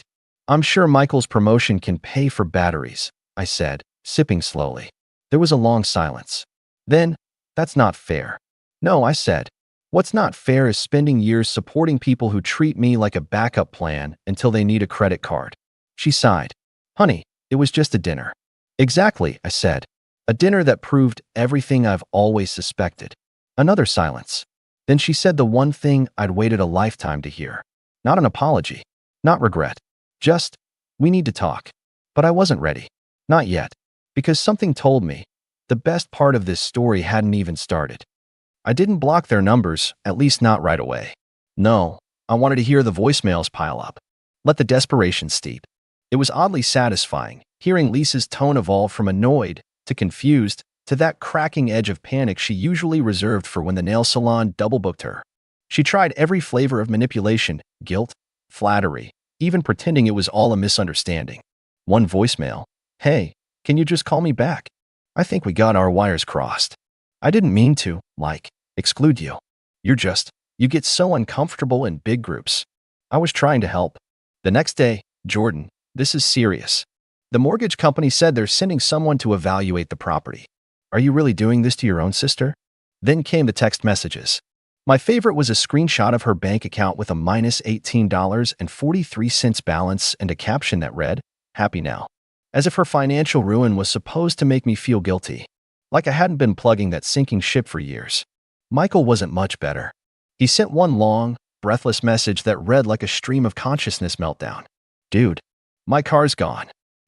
Gone. Some guy just rolled up with a flatbed at 6:30 a.m. and took it. I called the cops, and they told me it was a repo. What is wrong with you, man? You said you had it covered. You always pay. Why are you doing this now?" I didn't answer. Instead, I went to the gym. Had a smoothie. Took myself out for sushi. You'd be amazed how quiet life gets when you finally stop fixing things for people who never said thank you. And how loud they get when the silence drags on. The next real blow came Wednesday. My parents showed up at my place. I live in a quiet townhouse on the edge of the city, nothing fancy, but it's mine.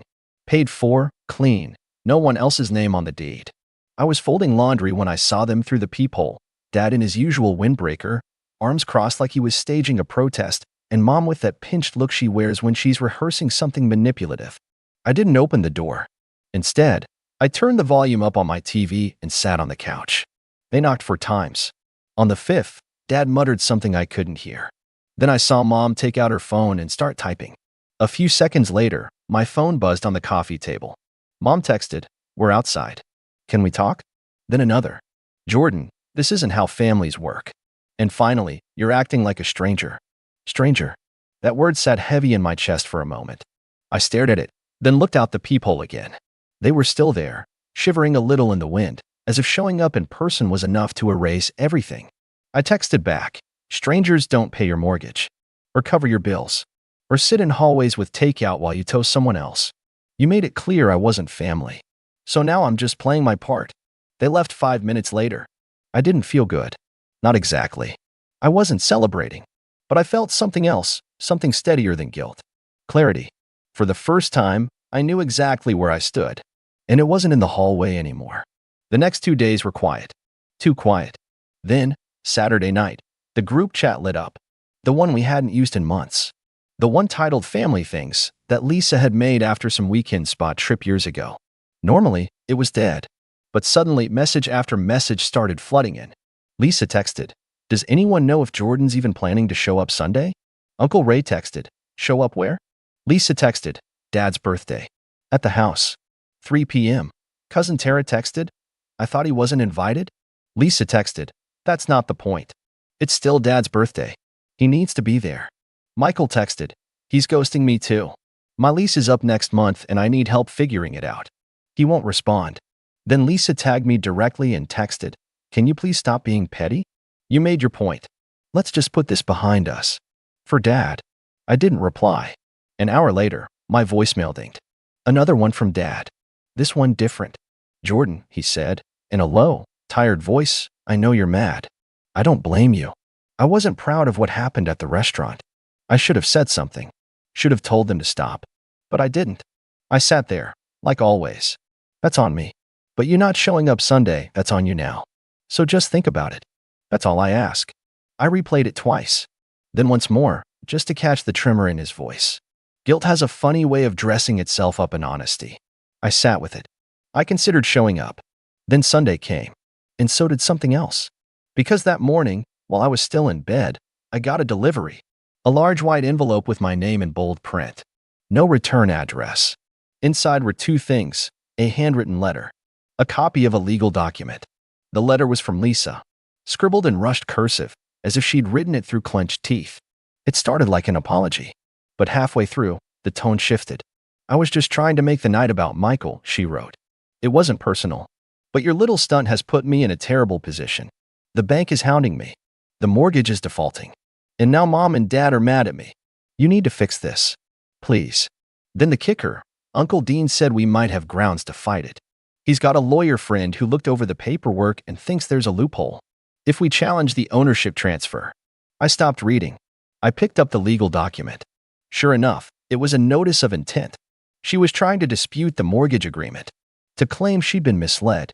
She brought in a lawyer. She was going to fight me. After everything I'd done, after the bills, the co-signing, the years of silent sacrifices, she was trying to take the house back. That's when I realized something. They never wanted me to be family. Not really. They just wanted access. And now? Now they were about to learn what it meant to lose it. I didn't react immediately. I didn't call Lisa. I didn't storm over or write some scathing text that she could screenshot and twist into proof of victimhood. I just sat there at my kitchen table, the letter and the legal notice spread out in front of me, steam rising from the coffee I'd forgotten I poured. She really did it. After everything, this was her move. It wasn't enough to humiliate me, take my money, and hand me a takeout box while they toasted the real success story. Now, when I finally said no, they thought they could force me back into their world through legal pressure. I stared at the envelope for a long time, and something inside me settled. Not anger, not hurt, something colder, quieter, like a final door clicking shut. So I made a decision. I picked up my phone and called my lawyer, Renee. We'd worked together for a few years, and she was one of the few people in my life who never sugarcoated anything. "Jordan," she said, picking up on the second ring. "You okay?" "Yeah," I said. "But I need you to make something crystal clear in the records." "Shoot." "I want the full foreclosure process to begin on Lisa's house," I said, voice flat. "And I want it airtight. No delays. No extensions. She's already behind, and now she's trying to dispute the ownership. Let's get this moving before she pulls something else." There was a pause, then a sharp exhale. "She really went there, huh?" "She went there," I said, standing up to pace the room. "And I want to make sure when the papers land, they land hard. No loopholes. No wiggle room. And Renee." "Yeah, I want her served at the birthday party." Renee didn't ask any questions. She just said, "You got it," and hung up. That Sunday afternoon, while everyone gathered at my parents' house, drinking cheap wine and pretending everything was fine, a silver Lexus pulled up to the curb. A man in a charcoal gray suit stepped out. He checked his watch, pulled a thick envelope from his briefcase, and walked up the front steps. Lisa answered the door. From the security footage I got later from a neighbor who owed me a favor, she was smiling when she opened it, until he said her name and handed over the documents. She took them slowly, flipping through the first few pages. You can actually see the moment her mouth opens slightly and her eyes start darting across the legal jargon. Then she drops the envelope. She tries to hand it back. He just nods, steps down the stairs, and walks back to his car. Game over. That night, my phone blew up again. Missed calls, voicemails, angry texts. First from Lisa, then Michael, then my mother. Lisa, you vindictive little, how dare you do this on Dad's birthday? This is low, even for you. Michael, bro, you're really gonna throw your own family out on the street? Over a dinner? Mom, you're destroying this family. Please, talk to me. You're better than this. But they were wrong. I wasn't destroying anything. I was finally cleaning up the mess they built. And now that the gloves were off, I didn't stop there. I called the bank that held the car loan for Michael, informed them of the voluntary repossession, and shared the texts he'd sent admitting he couldn't pay. I requested they pursue the full remaining balance, which I'd co-signed, but had rescinded all financial responsibility from thanks to a waiver he signed, again, something he never read, just signed and handed back when I offered to help. Then I contacted the electric and water utility companies. Remember that do not restart without owner consent flag I set? I kept it on. My parents called me directly the next day. Jordan, Dad said, his voice unusually soft. Can we talk? In person. No, I said. Please. You're still our son. No, I repeated. I was your son. Then you laughed while I sat in a hallway with cold pasta like a servant. You toasted the nephew I helped put through school, and when the bill came, you sent the waiter to me like I was the hired help. I didn't know, he said. You didn't care, I replied. But now I do. And I'm done. A week passed. Lisa begged for a meeting. She even tried coming to my work. I had security escort her out. She finally left one voicemail that struck a nerve, but not in the way she hoped. You know, she said, her voice cracking, you always played the victim. You act like you were so unloved. But maybe you just made yourself hard to love. Always judging. Always acting better than the rest of us. Maybe that's why no one wanted to sit next to you. I played that voicemail twice. Then I uploaded it to the shared family drive, the one we used for birthdays and holidays and baby photos. Just labeled the file, what Lisa thinks when she thinks no one's listening. The reactions were satisfying. Cousin Tara texted me the next day, yikes. You were right. Uncle Ray, just listen to that. You didn't deserve any of this. Even Grandpa, who hadn't said much in years, called me, just to say he was proud of me. Eventually, the house went into foreclosure. Lisa tried to drag it out, but she didn't have the funds or the legal standing. She and Michael moved back in with my parents, who now had utilities under their name, with a hefty deposit required since they had a delinquent record. I never lifted a finger to help. Word spread. They stopped inviting me to things, of course, but that was fine. For the first time, I spent the holidays with friends who actually appreciated my presence. I even hosted a dinner, small and warm, with people who asked how I was doing and didn't expect anything more than my company. It took a long time to stop flinching every time my phone buzzed, to stop feeling that sting in my chest when I saw old photos pop up, to stop wondering if I'd overreacted. But I didn't. I set a boundary. I stopped being their fallback plan. And in doing so, I finally became something they never expected, free. So yeah, seats are reserved for real family, Lisa had said. She was right. They are. Which is exactly why they're all hers now. And I'm no longer in one.